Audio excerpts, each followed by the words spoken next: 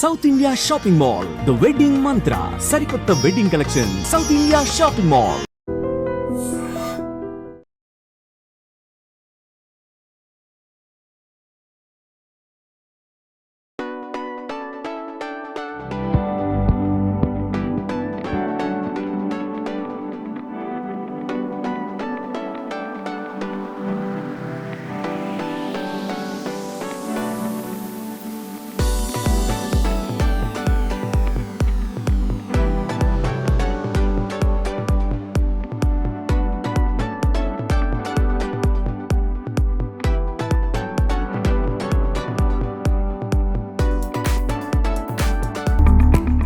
Welcome to iDream news. మనము చూస్తున్నాం, ఎక్కడ అయినా సరే పోలీస్ విభాగం, పోలీస్ కూడా ఎవరైతే ఉంటారో వారు పుస్తకం, వారిలో స్పెషల్ టాలెంట్ ఉంటుంది. వారు కష్టపడి చదువుకొని ఫిజికల్ గా రకరకాల ఈవెంట్స్ అటాచ్ చేసి వారి యొక్క ఉద్యోగాలు సాధిస్తారు. అయితే వారిలో ఒక్కొక్కరికి ఒక్కొక్క రకమైనటువంటి స్పెషాలిటీ ఉంటుంది. ఇప్పుడు నేను మీకు పరిచయం చేయబోయే వ్యక్తి ఎస్ఐ. తను ఎస్ఐ, కానీ ఏదైతే విధి నిర్వహణలో ప్రజల పట్ల సేవాగుణం అయితేంది, నేరస్తుల పట్ల కఠినాత్మకం అయితేంది, అవన్నీ ఓకే. కానీ తనలో ఇంకో స్పెషల్ టాలెంట్ ఉంది. తను ఒక కవి, రచయిత, తర్వాత ఒక గాయకుడు, తన యొక్క అంతేకాదు క్రీడాకారుడు. క్రీడల్లో ఈవెంట్స్ సాధించాడు, మెడల్స్ కొట్టాడు. తన యొక్క గాత్రంతో ఎంతోమంది అలరించాడు. తన యొక్క టాలెంట్తో ఆ యొక్క మానసిక కౌన్సిలింగ్ మస్తు చాలామంది ఎంతోమంది నేరస్తుల్ని మార్చాడు. అసలు ఎలా ఇవన్నీ ఒకే వ్యక్తికి ఇవన్నీ ఎలా సాధ్యమైంది, అసలు ఎవరా వ్యక్తి, ఏంటి ఆయన స్పెషల్ టాలెంట్ అనే విషయాన్ని ఇప్పుడు మీకు పరిచయం చేయబోతున్నాను. ప్రస్తుతం మనం నల్గొండ జిల్లా మాడుగులపల్లి మండలం ఇందుగులు అనే గ్రామంలో ఉన్నాం. ఈ గ్రామానికి చెందినటువంటి వ్యక్తి ఎస్ఐ, తను మిర్యాల దుర్గారెడ్డి. తను కేవలం ఎస్ఐతోనే కాదు, తను కవి, రచయిత, ఆటగాడు, పాటగాడు, అన్ని రకాలుగా. ఈరోజు ఈ స్కూల్లో ఏదైతే గవర్నమెంట్ పాఠశాలకు సంబంధించి విద్యార్థులకి కౌన్సిలింగ్ చేయడానికి గవర్నమెంట్ పాఠశాల యొక్క దాంట్లో ఉన్న స్థితిగతులు, ఆ యొక్క ప్రయోజనాలు ఏంటో చెప్పని కోసం ఇక్కడికి వస్తున్నాను తెలిసి మనం ఇక్కడికి వచ్చాము. ఈ క్రమంలోనే సార్కి ఎందుకు ఇంత పేరు వచ్చింది, అసలు ఏంటి ఆయన బ్యాక్గ్రౌండ్ ఏంటి, ఆయన అందుకున్న అవార్డ్స్ లేవు, రివార్డ్స్ లేవు అని తెలుస్తుంది. ఆ వివరాలు మొత్తం సార్ని అడిగి తెలుసుకుని ప్రయత్నం చేద్దాం. నమస్తే సార్. సార్ ఏంటి సార్, మీరు జనరల్గా ఎస్ఐ అంటే స్టేషన్లో ఉంటారు, మామూలుగా వచ్చిన కేసులు రిసీవ్ చేసుకొని ఇది చేస్తుంటారు. ఈ యొక్క సామాజిక కార్యక్రమాలు ఇవన్నీ ఏంటి సార్, అసలు మీ బ్యాక్గ్రౌండ్ ఏంటి, ఇవన్నీ మా యొక్క ఐడ్రీమ్ ప్రేక్షకుల కోసం వివరంగా చెప్తారు. మాది ఇందుగుల గ్రామం, మాళ్లపల్లి మండలం. గతంలో తిప్పర్తి మండలం ఉండేది, ఉమ్మడి నల్గొండ జిల్లా. అయితే చిన్నప్పటి నుంచి మా నాన్నగారు మిర్యాల వెంకటరెడ్డి అని పౌరాణిక కళాకారుడు. ఆయన మా ఇంట్లో హార్మోనీలు, డోలకులు, తబలాలు ఇవన్నీ ఉంటుండే. ఆయన ద్వారా మేము చిన్నగా అప్పుడు రిహార్సల్స్ అవి జరుగుతుంటే దాన్ని బట్టి మాకు కూడా కళ మీద ఇంట్రెస్ట్ కలిగింది. నేను ఇదే స్కూల్లో 7th వరకు చదవడం జరిగింది. తర్వాత 8th నుంచి 10th వరకు మాళ్లపల్లి స్కూల్లో చదవడం జరిగింది. తర్వాత ఇంటర్మీడియట్ మిర్యాలగూడ జూనియర్ కాలేజీ, ప్రభుత్వ జూనియర్ కాలేజీ చదవడం జరిగింది. డిగ్రీ నల్గొండ ప్రభుత్వ జూనియర్ కాలేజీలోనే డిగ్రీ చేయడం జరిగింది. తర్వాత MA Osmania university Hyderabad MA చేయడం జరిగింది. ఎల్ఎల్బి కూడా ఉస్మానియా యూనివర్సిటీ హైదరాబాద్ నందు చేయడం జరిగింది. ఎంఏ ఎల్ఎల్బి చేసి ఉన్నాను నేను. చిన్నప్పటి నుంచి ఇట్లా కళలు ఇవన్నీ సమాజం చూస్తూ, సమాజంలో జరుగుతున్న ఈ అన్యాయాల గురించి, వాటి గురించి, సామాజిక అంశాల మీద చిన్నప్పటి నుంచే పాటలు, 7th క్లాస్ నుంచి పాటలు రాయడం, కవితలు రాయడం ఇవన్నీ సహజంగా జరుగుతూ ఉన్నాయి. అయితే తర్వాత పోలీస్ డిపార్ట్మెంట్కు నేను 89లో రావడం జరిగింది. 89లో కానిస్టేబుల్గా వచ్చాను నేను. వచ్చిన తర్వాత వివిధ క్రమాలుగా ఇప్పుడు ఎస్ఐ అయినాను. ఇప్పుడు మొన్న కొత్త సంవత్సరం జనవరి నుంచి. అయితే అప్పుడు ఈ నక్సలైట్ విషయంలో బాగా మన దగ్గర ప్రచారం జరుగుతుంది. నక్సల్స్ ప్రభావం ఎక్కువ ఉంది. అప్పుడు 93 ఆ సమయంలో రాజ్య నాయక్ అని ఆయన మధ్యమడికి వెళ్ళాడు. మధ్యమడికి వెళ్ళినప్పుడు అతన్ని నక్సలైట్ చంపేయడం జరిగింది.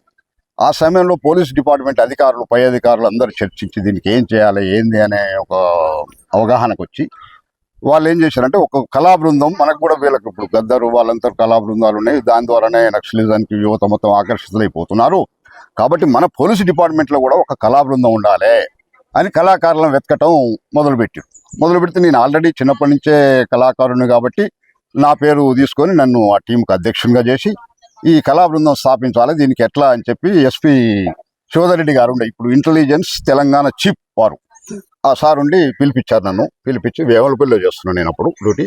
పిలిపించి ఒక కళా బృందం స్థాపించాలి మనం పోలీస్ డిపార్ట్మెంట్ తరపు నుంచి. ప్రజలకు ఈ రాజకీయ నాయకులు చంపడం, ఈ బస్సులు కాల్చేయడం, ఈ ప్రభుత్వ ఆస్తులు కాల్చేయడం, నక్సలైట్ చేస్తున్న విధ్వంసాల మీద మనం ప్రజలకు అవగాహన చేసి ఆ యువతని ఆ నక్సలిజం వైపు పోకుండా మనం ఆపాలి అని చెప్పి వారు శివరెడ్డి గారు చెప్పడం జరిగింది. చెప్తేప్పుడు జిల్లాలో ఉన్న కళాకారుల మొత్తం పేపర్ స్టేట్మెంట్ ఇచ్చి మంచి మంచి కళాకారులని ఒక 50 మంది వచ్చారు ఇంటర్వ్యూకి. వస్తే ఒక 10 మందిని మంచి కళాకారులని, అందులో గోపయ్య, పాష, శేఖరు, తర్వాత మన ఊరి నుంచి కూడా మరి కోడూరు భిక్షం గారని మంచి కళాకారుడు, వాళ్ళ కొడుకు కూడా కోడూరు వెంకన్న గారు కూడా ఆ కళా బృందంలో వచ్చాడు. పందిరి జాని అని ఇప్పుడు పందిరి సైజులని మంచి మన కళాకారుడు, వాళ్ళ తమ్ముడిని జానిని కూడా ఆ టీంలో నేను అపాయింట్మెంట్ చేసుకోవడం జరిగింది. తర్వాత కుక్కడానికి చెందిన సత్యం అని, షారి అని హుజూర్ నగర్ చెందిన అతను, గోపయ్య, పాష అని కేటీఆర్ఆర్ చెందిన వాళ్ళని, మొత్తం ఒక 10 మందిని మంచి మంచి కళాకారులని, డ్యాన్సు, డప్పు, డోలకు, హార్మోనిస్టు అందరినీ కూడా సెలెక్ట్ చేసుకొని ఆ కళా బృందం స్థాపించడం జరిగింది. తర్వాత శివధరెడ్డి గారు కొద్ది రోజులకు ట్రాన్స్ఫర్ అయ్యి వెళ్ళిపోయారు. సజ్జనార్ గారు వచ్చారు. ఇప్పుడు ఆర్టీసీ ఎండీగా ఉన్నారు వారు వచ్చిన తర్వాత వారు ఇంకా బాగా ఇంట్రెస్ట్ పెట్టి కళా బృందం మంచిగా నడవాలి, ఇది మంచిగా చేయాలి మనం అని చెప్పి మా మీద బాగా ఇంట్రెస్ట్ పెట్టి మాకు కొన్ని సౌకర్యాలు కల్పించి మాకు ఎలాంటి డ్యూటీలు లేకుండా మాకు చేసి, సార్ ఓన్లీ ఎక్కడ ఊర్లలో ప్రోగ్రాం పెట్టడం, అప్పుడు ఎక్కడ ప్రోగ్రాం పెట్టినా మా ప్రోగ్రాంకు 3000 నుంచి 4000 మంది తగ్గకుండా అట్లా వచ్చేవారు. కొన్ని పాటలు కొన్ని అవి తయారు చేసుకొని వాళ్ళకు యువత నక్సలిజం మళ్ళకుండా వాళ్ళకు ఈ వివరించి ఈ సామాజిక అంశాలు మొత్తం వివరించి అట్లా చేయడం జరిగింది. ఆ సందర్భంలోనే ఆ సజ్జనార్ గారు వరంగల్లో కూడా రామారావు అని పెద్ద ఉండే ఒక టీం ఆల్రెడీ నడుస్తుంది కళా బృందం, పోలీస్ కళా బృందం, వారిని కూడా పిలిపించి మాకు కొంచెం ట్రైనింగ్ కూడా ఇప్పించి కొంతమందికి అట్లా ట్రైనింగ్ చేసుకొని మేము పెద్ద పెద్ద ప్రోగ్రామ్స్ ఉమ్మడి నల్గొండ జిల్లా అప్పుడు సూర్యాపేట ఇవి భువనగిరి జిల్లాలు లేవు, ఉమ్మడి నల్గొండ జిల్లా అన్ని సూర్యాపేట భువనగిరి ఏరియా ఇక్కడ ప్రతి దగ్గర సారా మీద, మహిళలపై జరుగుతున్న అన్యాయాల మీద, తర్వాత చెట్లు కొట్టేస్తారు. ఇప్పుడు పచ్చని వాతావరణం మనకు ఆక్సిజన్ ఇచ్చే చెట్లు కొట్టేస్తారు, ఈ చెట్లని కొట్టొద్దని చెప్పి. తర్వాత మూఢనమ్మకాలు బాగా ఉండేవి. ప్రతి వాళ్ళు వచ్చి ప్రజల్ని మోసం చేసి చిన్న చిన్న ఏలు ముంచితే వస్తుంది, అది వస్తుంది, ఇది వస్తుంది అని చెప్పి బంగారం వేస్తే కొత్తగా బంగారం వస్తుందని అట్లా చాలా మోసాలు ఊర్లలో జరుగుతున్నాయి. దాని మీద కూడా సామాజిక అంశాలు ప్లస్ నక్సలిజం మీద కూడా అన్ని ప్రోగ్రామ్స్ జిల్లా మొత్తం తిరుగుతూ మేము ప్రోగ్రామ్స్ ఇవ్వడం జరిగింది. దాంట్లో చాలా వరకు మేము మా ప్రోగ్రామ్స్ వల్ల కన్న తల్లి పిలుస్తుంది, పల్లె తల్లి పిలుస్తుందని సజ్జనార్ గారు పెట్టిన ప్రోగ్రామ్స్ వల్ల చాలామంది మిలిటెంట్స్ నక్సలైట్లు ఒక 109 మంది లొంగిపోవడం జరిగింది. ఆ సందర్భంలో నక్సలిజం వద్దని చెప్పి మా పాటలకు ఆకర్షితులై మా మాటలు నమ్మి వాళ్ళు ఇది నిజమే కదా అని ఆలోచించి అట్లా వచ్చి మా దాంట్లో చేయడం జరిగింది. ఆ నక్సలైట్ మీద చిన్న పాట రాశాను నేను. ఆ పాట ఇప్పుడు మీకు పాడి వినిపిస్తాను. అన్న అన్నంటావు గన్ను అంటావు, అన్న అన్నంటావు గన్ను అంటావు, కన్ను మెన్నుగానకుండ కనబడ్డోళ్ళగాల్చుతుంటావు, నీ ఆశయాలేమిటో వివరించు ఓ ఎల్లా, సిద్ధాంతాలేమిటో తెలియజెప్పు అడివల్లా, బస్సులేమో కాల్చినావు బిల్డింగులు కూల్చినావు, బస్సులేమో కాల్చినావు బిల్డింగులు కూల్చినావు, ప్రజల ఆస్తినే నీవు మసిబూడిద చేసినావు, నీ ఆశయాలేమిటో వివరించు అడివల్ల, సిద్ధాంతాలేమిటో తెలియజెప్పు అడివల్ల, అన్నంటావు గన్ను అంటావు, కన్ను మెన్నుగానకుండ కనబడ్డో నిగాల్చుతుంటావు అని ఇట్లా నేనే రాసా. నేను పాటలు రాస్తుంటా, కవితలు రాస్తుంటాను, నాటికలు కూడా ఆకలి బాధలు, ఆడబ్రతుకు అని రాసి ఇందుగుల మిర్యాలగూడెం అక్కడక్కడ ప్రోగ్రామ్ చేసి చాలా అవార్డులు కూడా మేము తీసుకోవడం జరిగింది. ఆడవాళ్ళ మీద జరుగుతున్న వరకట్నానికి వ్యతిరేకంగా ఆడబ్రతుకనే నాటిక, ఆకలి బాధలని మన సమాజంలో జరుగుతున్న అన్యాయాలు, బూర్జువా వాళ్ళని ఎట్లా దోపిడీ చేస్తున్నారు, ఈ సేట్లు అనే వాళ్ళు ఎట్లా మోసం చేస్తున్నారు, మిత్తిలు ఇచ్చి ఎట్లా వాళ్ళని ఇబ్బంది పెట్టి వాళ్ళని దగ్గర డబల్ ఎట్లా వసూలు చేస్తున్న దాని మీద కూడా ఆకలి బాధలనే నాటిక రాసినాం. మన గ్రామస్తులు, హిందువుల గ్రామస్తులు దాంట్లో మొత్తం పాత్రలు కూడా పోషించారు. వాళ్ళంతా మేము మిర్యాలగూడెం, నల్లగొండ, భువనగిరి చుట్టూ ఏరియా మొత్తంలో కూడా ఈ నాటిక ప్రదర్శించి చాలా అవార్డులు కూడా మేము పొందడం జరిగింది. మొత్తం మీద మీరు ఎక్కడైతే అన్యాయాలు జరుగుతాయో అక్రమాలు జరుగుతాయో వాటి మీద ఇండైరెక్ట్ గా వాళ్ళ మనసుల్ని వాళ్ళని మార్చేయడానికి కోసము మీరు ప్రయత్నం చేసినట్టు తెలుస్తున్నది. అవును. అయితే ఇంకా మీరు ఏమేమి పాటలు రాశారు, ఎలాంటి ఆ యొక్క పాటలకి ఎలాంటి ఆదరణ లభించింది? నేను ఈరోజు చెట్లు ఉన్నాయి ఇక్కడ. ఈ చెట్లు మనకు కార్బన్ డైఆక్సైడ్ పీల్చి మనకు ఆక్సిజన్ ఇస్తున్నాయి.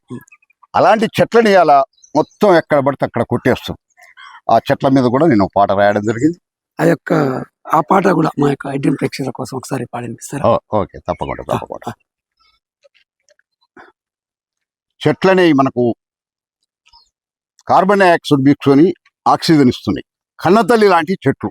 ఆ చెట్లని అలా అందరూ ఇష్టం వచ్చినట్టు ఎక్కడ పడితే అక్కడ కొట్టి బొగ్గులాగా తయారు చేసుకొని దీనికి వాడుకోవడం చేస్తున్నారు. దానివల్ల మన జీవన ప్రమాణం అనేది, జీవనశైలి అనేది తరిగిపోతుంది. అది ఎవరు గుర్తిస్తలేరు. ప్రభుత్వాలు కూడా దానికి ఎలాంటి కూడా చట్టాలు పెట్టి వాళ్ళ మీద ఎలాంటి చర్యలు కూడా తీసుకోవట్లేదు.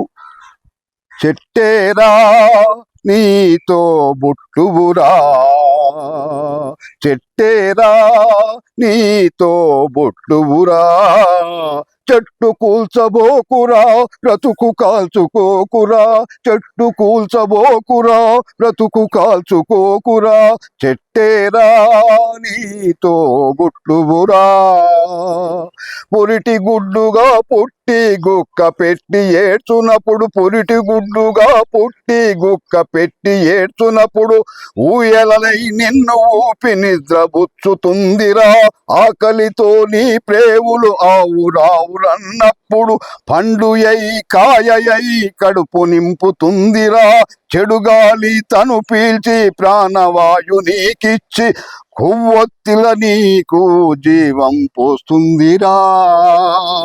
చెట్టు కొట్టబోకురా మట్టి పాలు కాకురా, చెట్టు కొట్టబోకురా మట్టి పాలు కాకురా, చెట్టేరా నీతో బుట్టువురా, చెట్టు కూల్చబోకురా బ్రతుకు కాల్చుకోకురా, చెట్టు కూల్చబోకురా బ్రతుకు కాల్చుకోకురా. వ్యవస్వేదతో నువ్వు ఉన్నప్పుడు కాడి అయి మేడి అయి తోడు నీడ అవుతుంది, అలిసిపోయి వచ్చినప్పుడు విశ్రాంతి ఇచ్చునప్పుడు మంచమై ఇల్లు అయి నీ సేద తీరుస్తుంది, వయసుడిగి పోయినప్పుడు ముసలితనం వచ్చినప్పుడు చేతికర్ర అయ్యి నీ చేదోడుగా ఉంటుంది. కట్టె కొట్టబోకురా కష్టాల పాలు కాకురా, కట్టె కొట్టబోకురా కష్టాల పాలు కాకురా, చెట్టేరా నీతో బుట్టువురా, చెట్టు కూల్చబోకురా బ్రతుకు కాల్చుకోకురా. ఎండలో తను ఎండి నీడ నీకు ఇస్తుంది, వానలో తని తడిసి గొడుగుల కాపాడుతుంది, ఎండలో తను ఎండి నీడ నీకు ఇస్తుంది, వానలో తను తడిసి గొడుగుల కాపాడుతుంది, వరదలు వచ్చినప్పుడు గాలులు వీచినప్పుడు అడ్డుపడి ఆపదలో ఆదుకునే అమృత వర్షిణి, చనిపోయిన తరువాత నిన్ను కాల్చు కాష్టమై రుణం తీర్చుకుంటుంది తనను పెంచమంటుంది, రుణం తీర్చుకుంటుంది తనను పెంచమంటుంది, చెట్టు నాటుకుందాము చెరువు నింపుకుందాము, చెట్టు నాటుకుందాము చెరువు నింపుకుందాము, చెట్టేరా తోబుట్టువురా, చెట్టేరా తోబుట్టువురా, చెట్టు కాల్చబోకురా చెట్టు కూల్చబోకురా, చెట్టు కూల్చబోకురా చెట్టు కాల్చబోకురా, చెట్టేరా మనతో బుట్టువురా. సార్, అసలు మీరు ఎంత అద్భుతంగా రాశారంటే, ఈ యొక్క పాట విన్నవాళ్ళు కానీ అది చూసిన వాళ్ళు కానీ చెట్టు మీద చెయ్యేద్దామంటే ఖచ్చితంగా ఆలోచిస్తారు. అంత అద్భుతంగా రాశారు చెట్టు గురించి. అందరికి తెలిసినప్పటికీ కూడా ఎవరు ఇలాంటి చేయలేరు. మీరు రాసిన పాట రియల్లీ హ్యాట్స్ ఆఫ్ సార్, చాలా అద్భుతంగా. సమాజాన్ని మొత్తానికి కూడా ఈ సందర్భంగా చెప్పేది ఏమంటే, ఎవ్వరు కూడా చెట్లను పెంచాలి కానీ చెట్లను ఉన్న చెట్లను కూల్చుకోవద్దు. మన ఆరోగ్యం మనమే అని ఆక్సిజన్ లేకుండా చేసుకోవడం. ఇలా కొన్ని రోజులు పోతే ఆక్సిజన్ కూడా కొనుక్కునే పరిస్థితి, ఇప్పుడే కొనుక్కుంటున్నాము, ఇంకా కొన్ని రోజులు పోతే ఆక్సిజన్ కొనుక్కునే పరిస్థితి వస్తుంది. ఇప్పుడు కొన్ని దేశాలు చూసిన చెట్లు లేకుండా వాళ్ళు ఇలా పడే బాధలు, వచ్చే జబ్బులు ఇవన్నీ చూస్తున్నాం మనం. ఇప్పుడు కరోనా కూడా వచ్చింది, కరోనా కూడా మంచి ఆక్సిజన్ దొరికితే కరోనా ఏం చేయలేకపోయింది. మరి ఆక్సిజన్ లేని ప్రదేశాల్లో ఇప్పుడు అమెరికా ఉంది, అక్కడ ఉంది, వాళ్ళ వేప చెట్లు లేవు. మన దగ్గర నుంచి వాళ్ళు తీసుకుంటున్నారు, వేప దాన్ని తీసుకుందామని ఐడియా చేస్తున్నారు. మన వేప చెట్టు ఎంత మంచిది, మనకు ప్రతి దానికి ఆరోగ్యం ఇచ్చి అన్ని ఇచ్చి మనకి ఎన్నో మందులలో కలుస్తుంది, అన్నిట్లలో వస్తుంది. కాబట్టి చెట్టు ఈ సందర్భంగా నేను చెట్టు ఎవ్వరు కొట్టొద్దు, చెట్టు పెంచండి, పెంచకుంటే మీరు పెంచలేకుంటే ఊకోండి, కానీ ఉన్న చెట్లని కొట్టొద్దు అని చెప్పి నేను అందరికీ ఈ సందర్భంగా విజ్ఞప్తి చేస్తున్నాను ఐ డ్రీమ్ ప్రేక్షకుల తరపున. అంటే సార్ జనరల్గా పోలీస్ డిపార్ట్మెంట్ జనరల్ వచ్చే కేసులు ఉంటాయి. అసలు ఈ సామాజిక చైతన్యం ఈ ప్రజల్ని మేల్కొల్పాలి అసలు ఎందుకు అనిపించింది మీకు, ఈ ఆలోచన ఎందుకు వచ్చింది? అయితే నేను కొన్ని సంఘటనలు చూశాను. పోలీస్ స్టేషన్లో కారు మీద ఒక ప్యాంట్ వేసుకొని, తెల్ల ప్యాంట్ తెల్లంగా వేసుకొని, కళ్ళద్దాలు పెట్టుకొని వస్తే ఆయనకు ఒక గౌరవం లభిస్తుంది. ఒక మామూలు రైతు, ఆ రైతు వస్తే అతనికి గౌరవం ఏం లేదు. అతను ఏమొస్తుంది, చెప్పులు వేసుకుంటాడు, మామూలు ధోతి కట్టుకుంటాడు, ఒక్కొక్కసారి బనిన్ మీద కూడా వస్తాడు. అట్లా వస్తే వానికి విలువ ఇస్తలేరు పోలీస్ స్టేషన్లో, వాడిని కూర్చోబెడతలేరు, ఛాయ్ దాపిస్తలేరు, మంచిలు దాపిస్తలేరు. అదే ఎవరో మామూలు వీధి రౌడీ కానీ ఇంకెవరన్నా కానీ రాజకీయ నాయకుడు కానీ వస్తే అతనికి బాగా విలువ ఇస్తారు, బాగా విలువ ఇచ్చి కూర్చోబెట్టి వాళ్ళకి పని చేసి పంపిస్తారు పోలీస్ స్టేషన్ లో. ఆ బాధల నుంచి నాకు రైతు మీద కూడా ఒక పాట రాయాలనే ఆ భావంతో రైతు మీద కూడా రాశాను పాట. రైతుల మీద కూడా రైతులు పడే సాధక బాధకాలు, రైతుల పరిస్థితి పాత రోజుల్లో ఎట్లుంది, ఇప్పుడు రైతు పరిస్థితి ఎట్లుంది. అన్నం పెట్టే రైతుని అన్నమో రామచంద్రని ఎందుకు అంటుంటాడు, దేశానికి వెన్నెముక రైతు, జై జవాన్ జై కిసాన్ అన్నారు అన్నట్టుగా ఆ రైతుని చాలా ఇబ్బంది పెడుతున్నారు. అతనికి ఎన్నో కష్టాలు నష్టాలు, సరి అయిన ధర, గిట్టుబాటు ధర ఇస్తలేరు. అతను పాముల బారిన పడుతున్నాడు, ఎండ బారిన పడుతున్నాడు, వాన బారిన పడుతున్నాడు. అన్ని బడి కూడా ప్రపంచానికి అన్నం పెట్టే అన్నదాత రైతు. ప్రపంచం మొత్తం బంగారం ఉన్నది, డబ్బులు ఉన్నాయి, డబ్బులు తినలేవు, బంగారం తినలేవు, అన్నమేనే తినాలి ఎవరైనా. మరి ఆ అన్నాన్ని పండించే రైతుకు విలువ చేయని ఆ బాధలు కూడా నేను రైతు మీద కూడా పాట రాయడం జరిగింది. వందనాలు వందనాలన్నా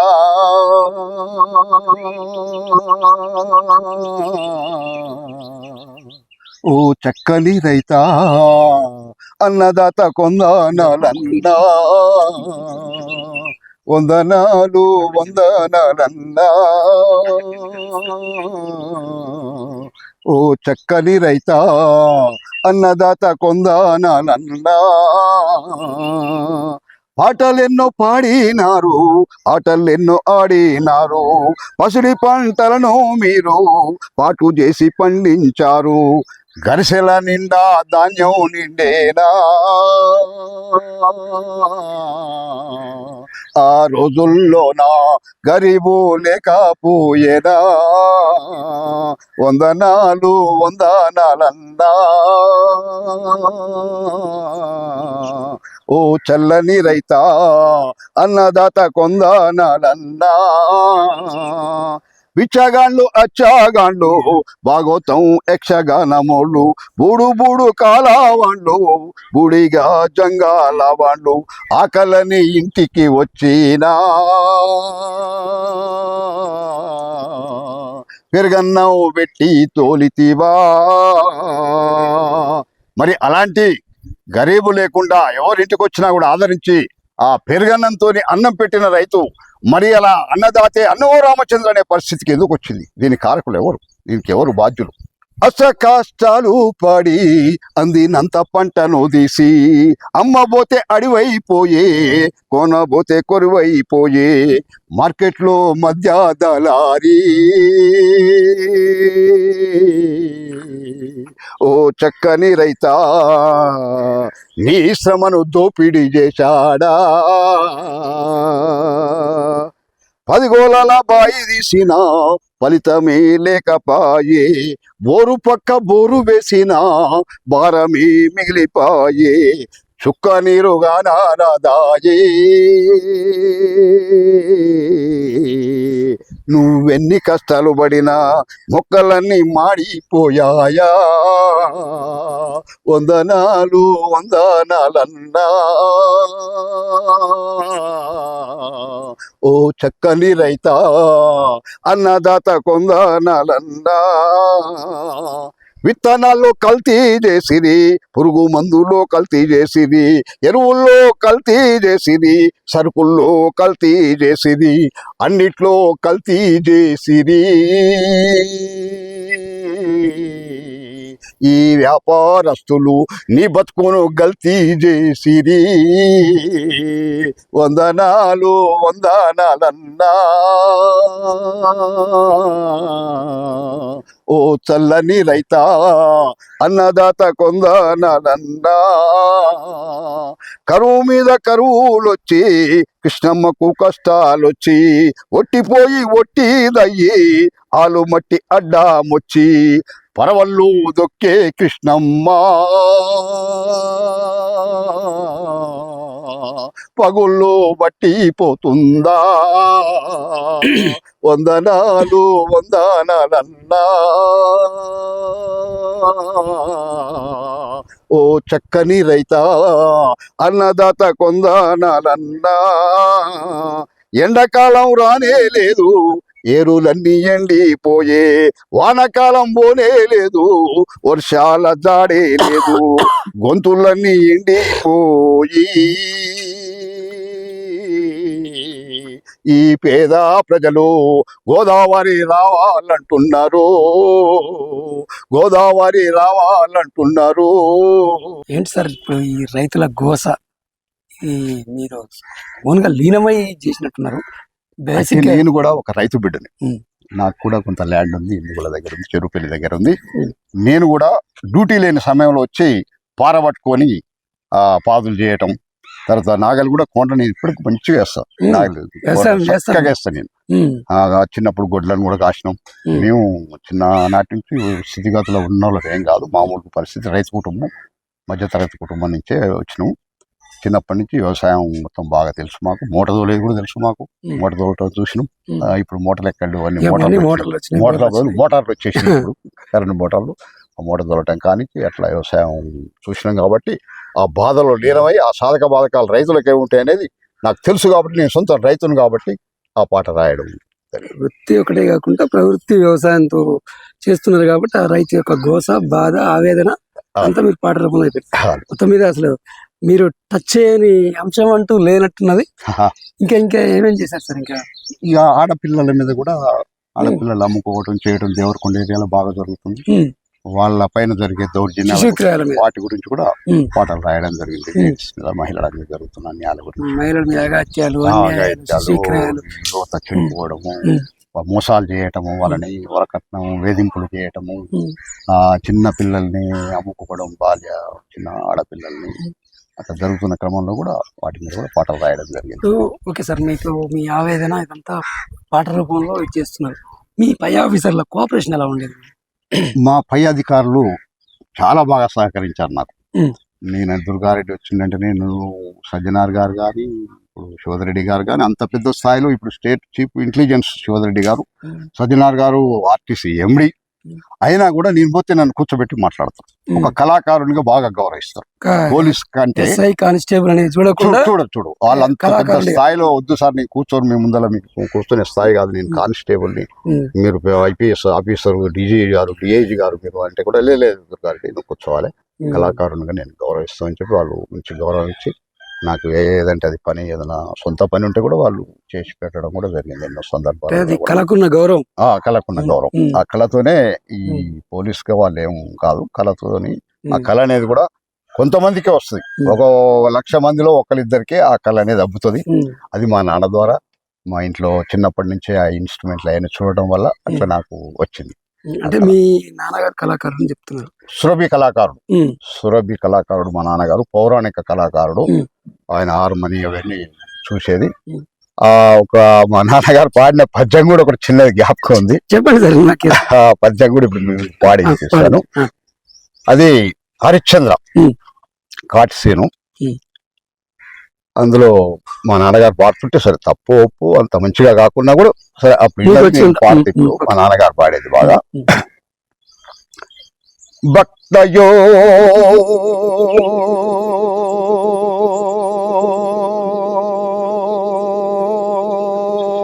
పదయాసి వారణాసి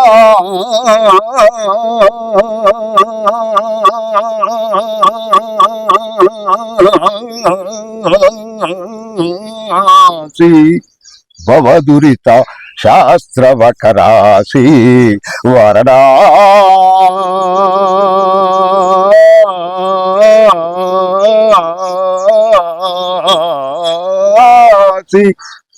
పావన క్షేత్రములవాసి పావన క్షేత్రములవాసి వారణా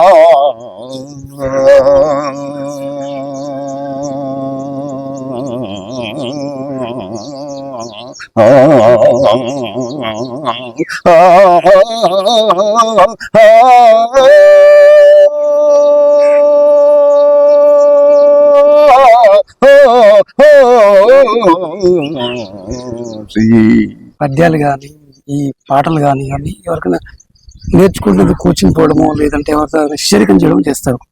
మీరు అలాంటి ఎలా లేకుండా ఓన్లీ నాగాన్ని చూసి నేర్చుకోవడం ఇదంతా అసలు నమ్మశక్యంగా లేదు. మా ఇందుగుల గ్రామాల్లో కూడా చక్కని కళాకారులు కళకృష్ణారెడ్డి అని భిక్షం గారని ఎలమంద గారని ఇట్లా చాలా మంది నుంచి వచ్చి కళాకారులు ఆ రోజుల్లో ఉండేది.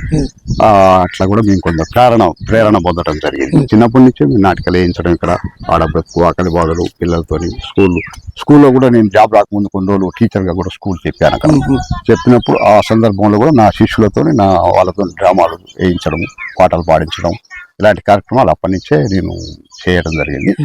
86, 87, 88 ఆ టైంలో నేను స్కూల్ ఇక్కడ పెట్టడం జరిగింది. ఇందుగుల గ్రామంలో విద్యార్థులకు బోధించడం జరిగింది, ట్యూషన్ చెప్పడం. అట్లా జరిగిన సందర్భంలో కూడా వాళ్ళతో నేను వివిధ గ్రామాలకు పోయి ఆ మిర్యాలగూడలో పెద్ద డివైఎఫ్ఐ వాళ్ళు పెడితే పెద్ద బహిరంగ సభ క్యాంప్ గ్రౌండ్ లో ఫస్ట్ ప్రైజ్ పొందిన ఆకలి బాధలు అని చెప్పి మేము అందరు నాటికేస్తే వాళ్ళు పిల్లలు వేసి చిన్న పిల్లలు అప్పుడు మామూలుగా 5వ తరగతి 4వ తరగతి చదివే పిల్లలతో వేయించడం జరిగింది. దానికి స్టేట్ అవార్డు వచ్చింది మాకు అక్కడ మిర్యాలగూడలో డివైఎఫ్ఐ వాళ్ళు నిర్వహించినప్పుడు స్టేట్ అవార్డు మాకు రావడం జరిగింది.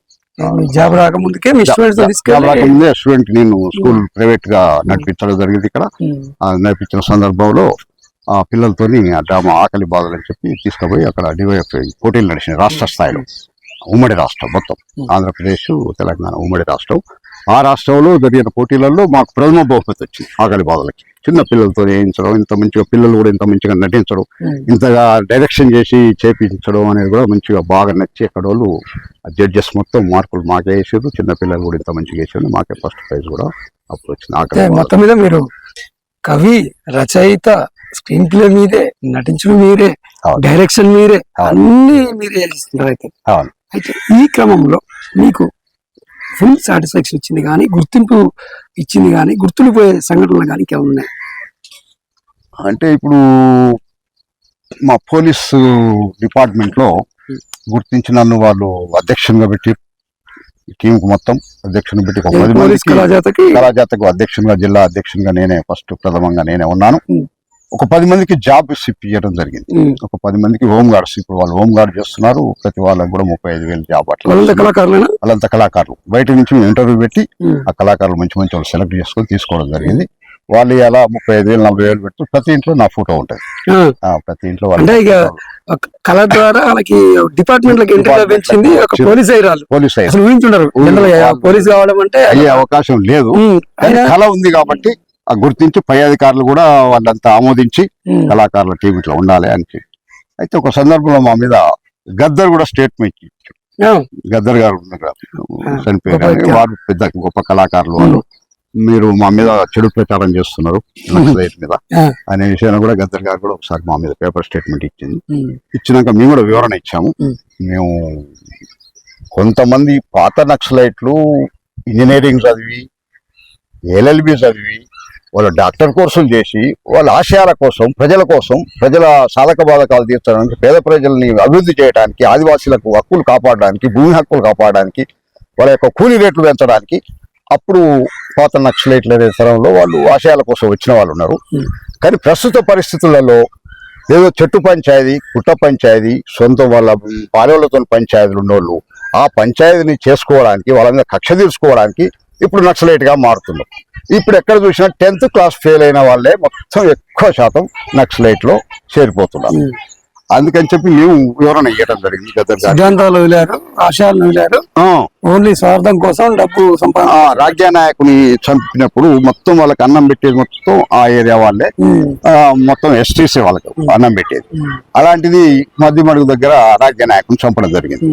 దాన్ని తీసుకొని మా అధికారులు ఏం చేశారు, ఇట్లా రాజ్య నాయకుని చంపారు ఒక ఎమ్మెల్యేని, ఆయన అమాయకుడు, మంచి వ్యక్తి, ఆయన ఎవరికి హాని చేసేట ఆయన కాదు, అలాంటి ఆయన చంపాడు. దాని మీద మనం టీం ఫామ్ చేయాలని అప్పుడు మా కళాబృందం స్టార్ట్ చేసి ఇక్కడ మొత్తం గ్రామాన తండలకు మేము 15 కిలోమీటర్లు కూడా నడిచిపోయి తండలకు పోయి అక్కడ ప్రోగ్రామ్స్ చేసి మేము చేసినప్పుడు ఆ రాజ్య నాయకు మీద కూడా చిన్న పాట రాయడం జరిగింది. అప్పుడు అన్నాను రావా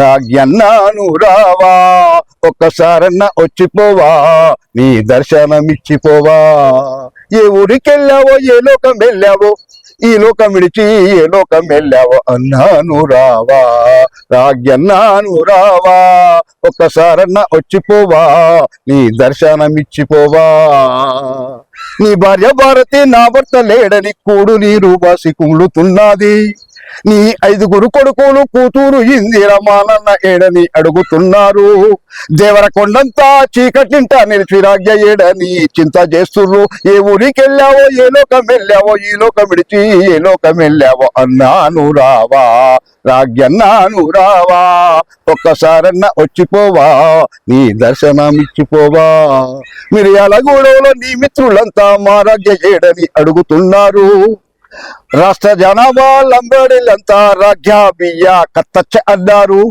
రాష్ట్ర స్థాయిలోని నాయకులంతా రాజ్య లేడని ఏడుస్తున్నారు, ఏ ఊరికెళ్ళావో ఏ లోకం వెళ్ళావో, ఈ లోకం విడిచి ఏ లోకం వెళ్ళావో, అన్నాను రావా రాజ్యన్నాను రావా, ఒక్కసారన్నా వచ్చిపోవా, నీ దర్శనమిచ్చిపోవా, పల్లెటూరికెళ్ళి పాట పాడబోతే రాజ్యన్న పాటే పాడమన్నారు, డప్పు తీసుకొని దర్వేయబోతే రాజ్యన్న దర్వే వేయమన్నారు, మైకు ముందరికెళ్ళి పాట పాడబోతే రాజ్యన్న పాటే పాడమన్నారు, కాలి గజ్జగట్టి ఆటలాడబోతే రాజ్యన్న ఆటే ఆడమన్నారు, ఏ ఊరికెళ్ళావో ఏ లోకం వెళ్ళావో, ఏ తండకెళ్ళావో ఎక్కడికి పోయావో, అన్నాను రావా రాజ్యన్నాను రావా, ఒక్కసారన్నా వచ్చిపోవా, ఈ దర్శనమిచ్చిపోవా.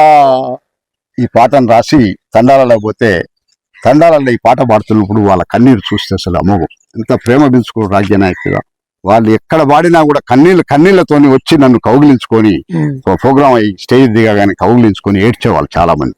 రాజ్యనాయక్ ఎంతో మంచివాడు, ఆయనకి ఇట్లా చేయటం అని చెప్పి అక్కడ మొత్తం వాళ్ళ భాష, వాళ్ళ నేనావత్ వాళ్ళు ధీరావత్ రాజ్యనాయక్ అని, ఆ ధీరావత్ వాళ్ళందరూ ఏడ్చు లంబాడీస్ మొత్తం ఆయన ఆరాధ్య దైవం ఉండే అకారణంగా చనిపోయిన అట్లా వాళ్ళ నక్సలైట్లు కూడా క్షమించమని వాళ్ళ పేపర్ స్టేట్మెంట్ ఇచ్చారు, తప్పుడు జరిగింది మాకు ఇట్లా జరిగింది అని చెప్పి ఇచ్చారు, కానీ ప్రాణం పోయినాక రాదు కదా, ఆయన క్షమించమన్నా ఏదన్నా రాదు కదా, ప్రాణం రాదుగా.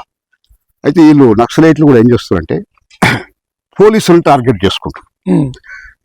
నక్సలైట్లు వాళ్ళు సరే అది ఆశయం రైటో కాదో కానీ వాళ్ళు ఒక పందాలో వాలిపోతున్నారు. ఈ పోలీసులేమో చట్టానికి బద్దులై రాజ్యాంగానికి బద్దులై దాంట్లో ఉన్న విషయం పై అధికారుల ప్రజలకు అనుసంధానంగా ఉంటూ వీళ్ళు డ్యూటీ చేస్తున్నారు. అలాంటి వారిపై కాల్పులు చేయడం, వీళ్ళు వాళ్ళని కాల్చుకోవడం, వాళ్ళని వీళ్ళని కాల్చుకోవడం ఇట్లా జరుగుతుంది. జరిగిన కన్నా పొలిశెట్టి లింగయ్య అని సలుకునూరు మా మిత్రుడు, మంచి కవి కళాకారుడు, అతను ఒక పాట రాయడం జరిగింది నక్సలైట్ల మీద. 2 క్లాస్మేట్స్ స్నేహితులు, ఒక ఆయన పోలీస్ అవుతాడు, ఒక ఆయన నక్సలైట్ అవుతాడు, 2 క్లాస్మేట్స్ ఒక్క స్కూల్లోనే చదువుకొని ఒక దగ్గర.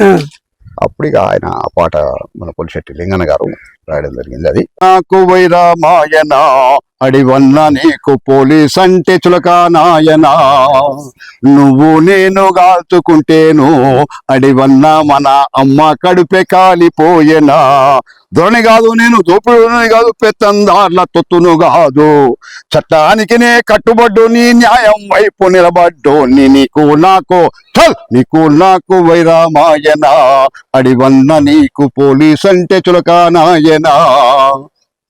వాళ్ళు పోలీసుని టార్గెట్ చేసి చంపడం వల్ల వీళ్ళు కూడా పేద బిడ్డలు, శ్రామికులు, బీసీ వర్గాలు, ఎస్సీ వర్గాలు, ఎస్టీ వర్గాలే ఎక్కువ పోలీస్ డిపార్ట్మెంట్లో ఉన్నాయి. వాళ్ళు కూడా ఎస్టీ వర్గాలు వాళ్ళ నుంచే ఎక్కువ నక్సలైట్లలో కూడా ఉన్నారు. వీళ్ళు చనిపోతారు, వాళ్ళు చనిపోతారు, వీళ్ళు చనిపోతారు, వాళ్ళ కొడుకులు ఉండొచ్చు, వాళ్ళ చుట్టాలు ఉండొచ్చు, వాళ్ళ బంధువులు ఉండొచ్చు, వీళ్ళు కాల్చుకొని చనిపోతారు. దీనికి ప్రభుత్వం ఏదైనా ఒక మార్గం ఆలోచించి చర్చలు లాంటివి పెట్టి ఇలాంటి సమాజంలో లేకుండా చేయడానికి మన ప్రభుత్వం వారు, కేంద్ర ప్రభుత్వాన్ని, రాష్ట్ర ప్రభుత్వాన్ని కృషి చేయాలని చెప్పి నేను ఎవరికి కూడా ప్రాణాలు పోవద్దు, అమాయకుల ప్రాణాలు కూడా పోతున్నాయి ఈ సందర్భంలో. వాళ్ళు కాల్చినప్పుడు, వీళ్ళు కాల్చినప్పుడు చెలకకు చేనుకు పనికిపోయిన అమాయకులు కూడా అక్కడ గొర్రెకాడికి పోయిన గొర్రెల కాపర్లు కూడా చనిపోతారు, చిన్న పిల్లలు కూడా చనిపోతారు ఒక్కొక్కసారి. కాబట్టి దీనికి ఏదైనా మార్గం ఆలోచించి చర్చలతోని ఇద్దరు కూర్చొని చర్చలతో సాధించడం లేదు. దేశాలు ఈ యుద్ధాలు, పాకిస్తాన్ యుద్ధం చర్చలతో ఆగిపోయింది. అది అట్లనే ఇది కూడా చర్చలతో చేసుకొని సమంజసంగా ఎవరికి ప్రాణ నష్టం లేకుండా వాళ్ళ కోరికలు ఏంటి, వాళ్ళేమో పెద్ద కోరికలు భూములు వాటి మీద ఆదివాసీల హక్కుల గురించి కొంచెం కొట్లాడుతున్నారు. దాని గురించి ఆలోచించి ప్రభుత్వం దాన్ని చేస్తే బాగుంటుందని చెప్పి ఈ సందర్భంగా నేను ప్రజలని, ఐడ్రీమ్ వాళ్ళని కోరుతున్నాను. అయితే సార్, ఈ నక్సలిజం మీద మీరు గతంలో కళాజాత ద్వారా నక్సలిజం అంతం చేసేందుకు, నక్సలిజం చేరొద్దు అని చెప్పేసి మీరు చాలా ప్రోగ్రామ్ చేశారు, సక్సెస్ అయ్యారు. ఆ క్రమంలో నక్సల్స్ నుంచి ఏమైనా మీకు బెదిరింపులు కానీ ఏమైనా అటువంటివి ఏమైనా వచ్చాయి? మాకు గద్దర్ గారు ఒకసారి స్టేట్మెంట్ ఇచ్చి మా మీద ఇట్లా కళా బృందాలు మా మీద దుష్ప్రచారం చేస్తున్నాయి, మా నక్సలైట్ మీద ప్రజలకు అసహ్యం వచ్చేలాగా ప్రోగ్రామ్స్ చేస్తారని చెప్పి గద్దర్ గారు మా మీద స్టేట్మెంట్ ఇవ్వడం జరిగినప్పుడు మేము కూడా గద్దర్ గారికి లేదు, మేము ఒక డిపార్ట్మెంట్లో పై అధికారుల ఆదేశాలను మేము పాటిస్తున్నామే తప్పితే మా సొంత నిర్ణయాలు ఏం లేవు, మేము సొంతం ఏం కల్పిస్తలేము, ప్రభుత్వ నిర్ణయం, పోలీస్ డిపార్ట్మెంట్ నిర్ణయం, ఈ ప్రజలకు చేస్తున్న అన్యాయాల గురించి చెప్పడానికే కానీ ఇది వేరే విధంగా లేదని చెప్పి మేము గద్దర్ గారికి కూడా మళ్ళీ సమాధానం ఇవ్వడం జరిగింది. రామారావు అని టీం ఉండి సేమ్ కళా బృందం వాళ్ళు మన దగ్గర కూడా వచ్చి కొన్ని ప్రోగ్రామ్ చేసిపోయారు, వాళ్ళు మాకు ట్రైనింగ్ కూడా ఇవ్వడం జరిగింది. వాళ్ళ మీద ఒకసారి స్టేజ్ మీద బాంబు దాడి జరిగింది, కళాకారుల మీద బాంబు, వాళ్ళు స్టేజ్ మీద ఉండగానే బాంబు వేయడం జరిగింది, వాళ్ళు కింద బాంబు పేల్చడం. కానీ అక్కడ ఎలాంటి ప్రాణహాని ఎవరికి ఏం జరగలేదు, అదృష్టం అది. ఆ సంఘటనతో మీరు ఏమన్నా భయపడడం కానీ ఆ యొక్క యాక్టివిటీస్ ఆపడం కానీ ఏమైనా చేశారా? లేదు, మేము భయపడలే. ఎందుకంటే మేము కళాకారులం, ఫస్ట్ నుంచే కళాకారులం, తర్వాత పోలీస్ డిపార్ట్మెంట్ లో ఉన్నాం కాబట్టి మాకు ట్రైనింగ్ లోనే ఎలాంటి ఒత్తిడికి కానీ, బంధుప్రీతికి కానీ, స్వార్థ చింతన కానీ, లంచాలకు కానీ, ఇలాంటి వాటికి దేనికి కూడా లొంగరాదని చెప్పి మేము ప్రమాణం చేస్తాం డిపార్ట్మెంట్ ట్రైనింగ్ చేసినప్పుడు. ఆ ప్రమాణాన్ని పాటించుకుంటూ ఎవరికి భయపడే డిపార్ట్మెంట్ అంటే పోలీస్ డిపార్ట్మెంట్, మనం చూసి ఒకళ్ళు భయపడాలి కానీ మనం భయపడే అవసరం లేదని చెప్పి మేము ఎవరికి ఏం భయపడపోయేది. మా ప్రోగ్రామ్స్ ఎక్కడ కూడా తగ్గలేదు, మేము కంటిన్యూ చేసినాం. మేము వాళ్ళకి ఏమో నక్సలైట్ దొంగలు అట్లా అని మేము చెప్పలే, మేము వాళ్ళు బస్సులు కాలుస్తారు, అవి కాలుస్తారు, ఈ కాలుస్తారు, ఎందుకనే బస్సులేమో కాల్చినావు, ఎక్స్చేంజీలు పేల్చినావు, రోడ్లు వేయకుండా నీవు చందాలు అడిగినావు, ఇన్ఫార్మర్ పేరు మీద అమాయకుల చంపినావు, కమిషన్లు ఇవ్వకుంటే కిడ్నాపులు చేసినావు, అన్నంటావు గన్నునంటావు, కన్ను మిన్నుగానకుండ కనబడ్డో నిగాల్చుతుంటావు, నీ ఆశయాలేమిటో వివరించు అడివన్న, సిద్ధాంతాలేమిటో తెలిసివా గుండు సున్నా, సిద్ధాంతాలన్నిటికీ పెడితివా గుండు సున్నా, కన్న తల్లి కడుపులో పెడితివి కారు చిచ్చు, అమాయకులనెందరినో అడవులెంట దిప్పుతుంటివి, కాల్చివేత పేల్చివేత కూల్చివేత ఆశయమా, పేదోళ్ళ బాగంటే ప్రాణాలు తీయడమా, అన్నంటావు గన్నునంటావు, కన్ను మిన్నుగానకుండా కనబడ్డో నిగాల్చుతుంటావు, నీ ఆశయాలేమిటో వివరించు అడివన్న, సిద్ధాంతాలన్నిటికీ పెడితివా గుండు సున్నా. అయితే సార్, ఇప్పుడు నక్సలిజం దాదాపు అంతరించిపోయినట్టే తెలుస్తుంది మన దగ్గర. దాంట్లో మీరు ఒక మేజర్ భాగస్వామ్యం అయింది. ఏమనిపిస్తుంది సార్, ఇప్పుడు మీకు ఒక కీ రోల్ ఇచ్చారు, మీరు దాన్ని సక్సెస్ చేశారు, మీకు ఎలా ఉంది సాటిస్ఫాక్షన్? మాకు చాలా గర్వంగా ఉంది. ఎందుకంటే గతంలో ఎక్కడ అభివృద్ధి లేదు, గ్రామాలలో రోడ్లు వేయాలని పోతే వాళ్ళని చందాలు అడగడం, ఏదైనా చిన్న చిన్న బిల్డింగ్లు ఎక్కడో పల్లెటూరులో స్కూల్ లాంటిది తండ్రుల కడితే దాన్ని పేల్చి వేయడం, నిరసనగా ఏదైనా ఎన్కౌంటర్ జరిగితే దాని నిరసనగా బస్సులు కాల్చడం, ఆ సందర్భాలలో ప్రజలు చాలా ఇబ్బందులు పడ్డారు. 15 కిలోమీటర్లు 20 కిలోమీటర్లు కూడా నడుచుకుంటూ పోయిన సందర్భాలు, బస్సులు లేక ఇవి లేక. నక్సలిజం వల్ల చాలా వరకు అభివృద్ధి మొత్తం ఆగిపోయింది. వాళ్ళు చేసిన కార్యక్రమం వల్ల వచ్చిన లాభాలే, చాలా మంది పిల్లలు అమాయకులు తెలిసి తెలియని అమాయకులు పోయి అక్కడ ఎన్కౌంటర్లు కావటం అవి కావటం చాలా వరకు కన్న తల్లి తండ్రికి శోకం మిగిల్చింది, కానీ వాళ్ళు ఏం సాధించలేదు. వాళ్ళ తల్లిదండ్రులు చూస్తానికి కూడా ఇప్పుడు రాకుండా వాళ్ళు ఎక్కడో ఉండటం చేయటం, వాళ్ళు తల్లులు హాస్పిటళ్లలో మంచాలలో పడి ఉండి జ్వరాలు వచ్చి అవస్తే కూడా కొడుకు కన్నదేమిటికి కొడుకు ఉంటే మాకు రేపు ఆదుకుంటాడు, ఏదో ముసలితనంలో కొంచెం చెదుడు ఆదోడుగా ఉంటాడు అనుకున్న కుటుంబాలు మొత్తం ఆగమైపోయి వాళ్ళు చాలా ఇబ్బందులు పడి దాని మీద కూడా నేను ఆ నక్సలైట్ మీద ఒక చిన్న కవిత రాశాను. అది మేము ప్రేక్షకులకు వినిపిస్తాను. సమాజం పట్ల అవగాహన లేకుండా మరి సమాజంలో జరిగే అవినీతి అక్రమాలని ఆపకుండా యూత్ అంటేనే ఈ దేశానికి రేపు భవిష్యత్తు కావాల్సింది విద్యార్థి, యువలోకం, యువరక్తం కావాలి. వాళ్ళు చెడు మార్గాల వైపు పోతున్నారు. ఈ అన్యాయాల పట్ల సమాజంలో జరిగే చెడు అలవాట్ల పట్ల ఎలాంటి అవగాహన లేకుండా వాటిని నిరోధించకుండా ప్రవర్తిస్తున్నారు. దానికోసం అని చెప్పి యూత్ మొత్తం ముందు రోజులలో, రాబోయే రోజులలో అలాంటి వాటిని అరికట్టాలి, దానికి వ్యతిరేకంగా పోరాటాలు చేయాలి, వాళ్ళు చేయాలని చెప్పి కోరుతూ, ఓ విద్యార్థి రేపటి ప్రతినిధి, భవితకే పునాది భవిష్యత్తుకే నాంది, భవితకే పునాది భవిష్యత్తుకే నాంది.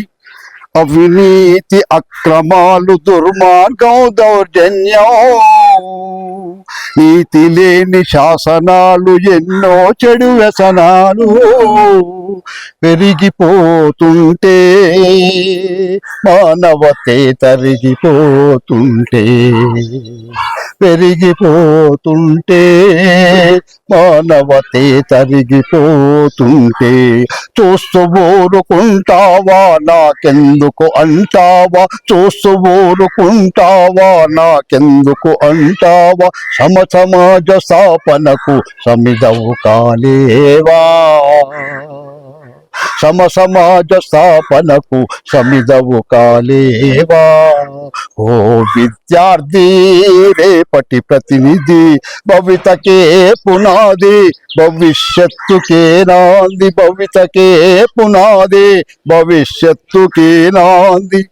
మతం అనే మత్తులో, కులం అనే కుళ్ళుతో, మతం అనే మత్తులో, కులం అనే కుళ్ళులో మన లౌకిక రాజ్యాన్ని బాంబుమయం చేస్తుంటే, ఉగ్రవాదమో ఉధృతం అవుతుంటే, ఉగ్రవాదమో ఉధృతం అవుతుంటే, నాకెందుకు అంటావా చూస్తూ ఊరుకుంటావా, నాకెందుకు అంటావా చూస్తూ ఊరుకుంటావా, ఉగ్రవాద ఉద్యమ ఊపిరి నాపేయలేవా.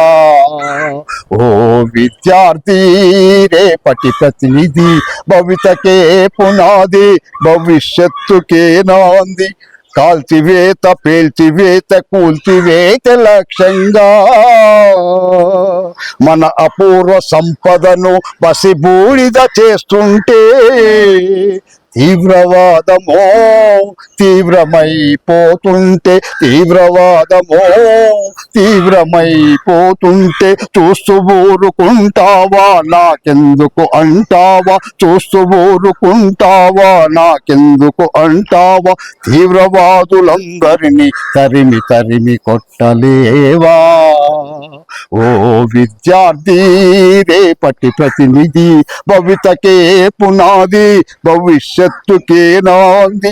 ప్రజాశాంతి ధ్యేయంగా ప్రజలే దేవుళ్ళుగా పనిచేసే పోలీసుల ప్రాణాలు తీస్తుంటే, మావోయిస్టుల మరణకాండ పెరుగుతుంటే, మావోయిస్టులా మరణకాండ పెరుగుతుంటే, నాకెందుకు అంటావా చూస్తూ ఊరుకుంటావా, నాకెందుకు అంటావా చూస్తూ ఊరుకుంటావా, మానవత్వం లేని మావోల మట్టు పెట్టలేవా. ఓ విద్యార్థి రేపటి ప్రతినిధి, భవితకే పునాది భవిష్యత్తుకే నాంది, భవితకే పునాది భవిష్యత్తుకే నాంది.